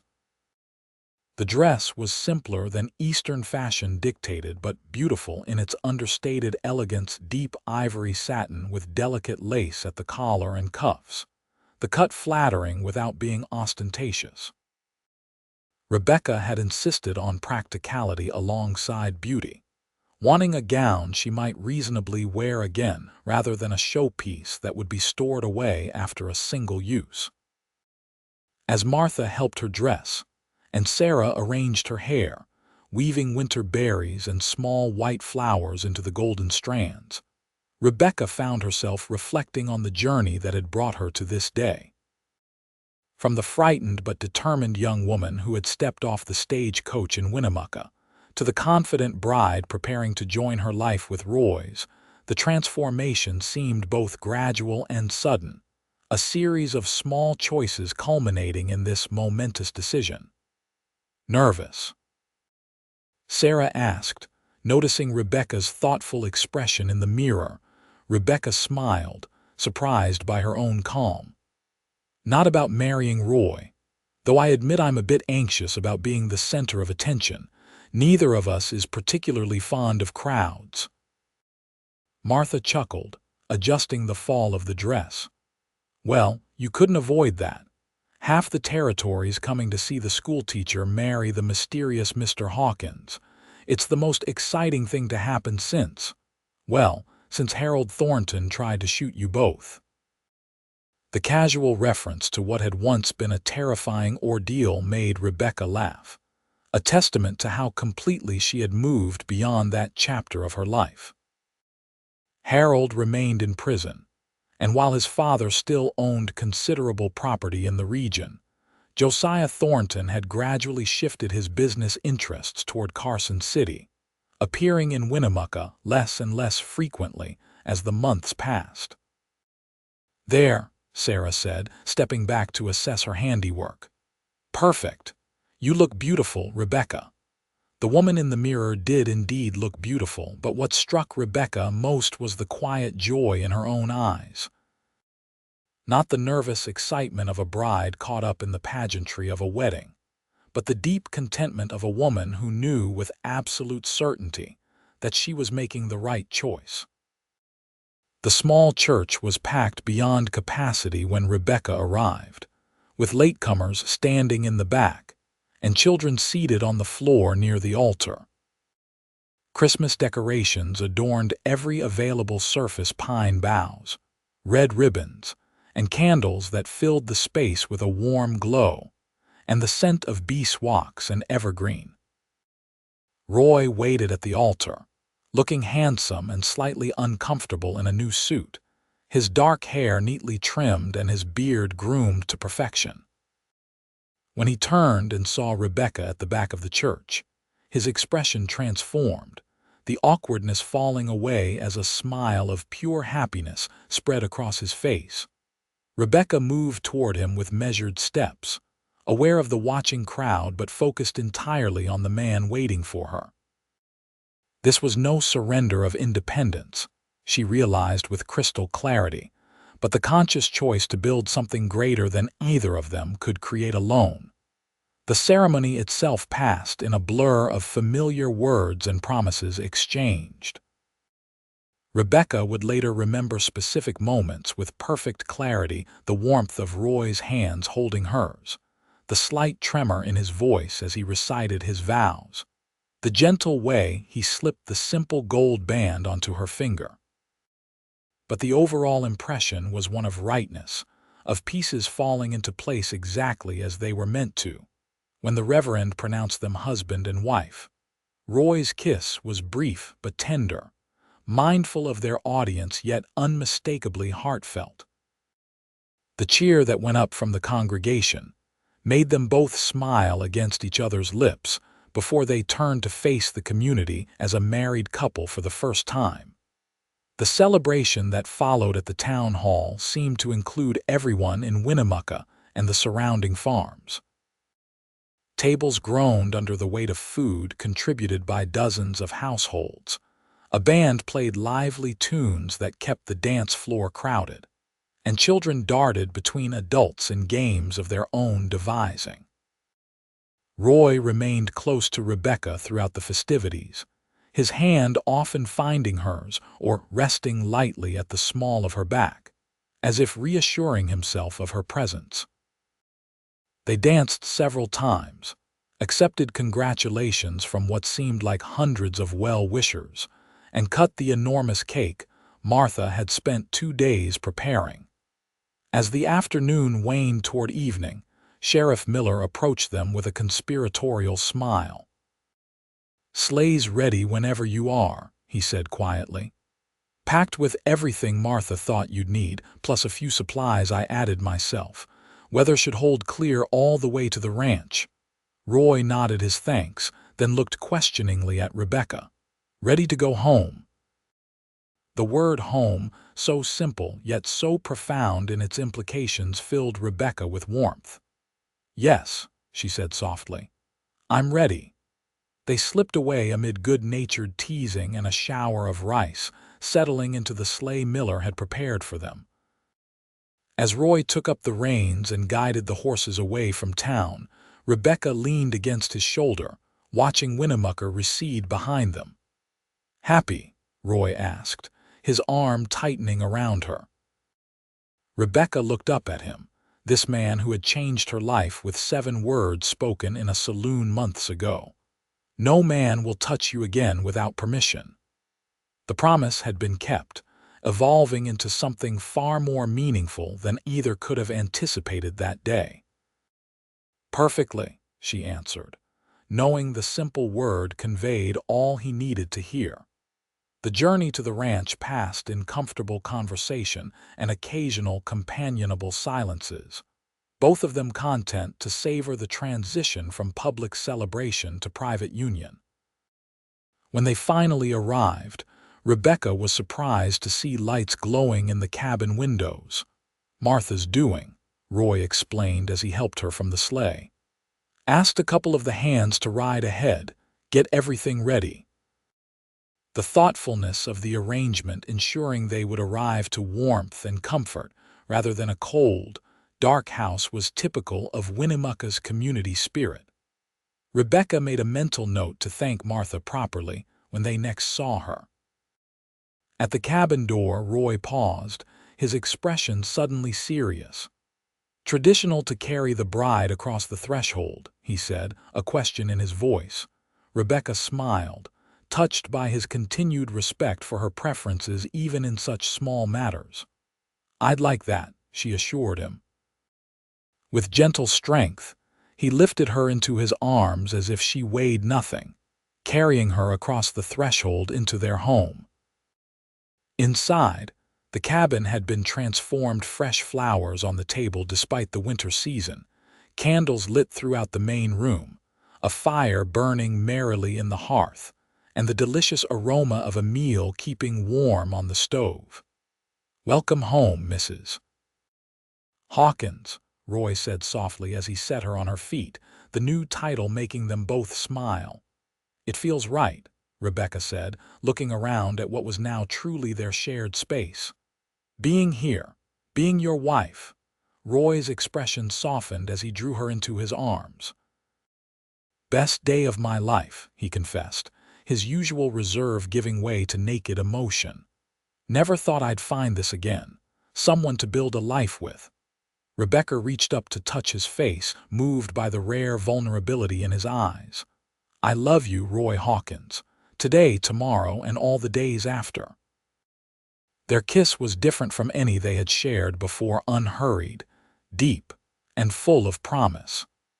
The knowledge that they had all night, all their lives together, removed any urgency, allowing them to explore this new dimension of their relationship with tender deliberation. Later, much later, as they lay together in the new bedroom Roy had built for them, moonlight spilling through the large windows onto the quilt covering them both, Rebecca reflected on the journey that had brought her to this moment. The violence of Harold's attack, seemingly a catastrophe at the time, had set in motion events that led to the greatest happiness she had ever known. "What are you thinking?" Roy asked softly, his fingers tracing patterns on her bare shoulder. Rebecca turned to face him, marveling at the intimacy they now shared.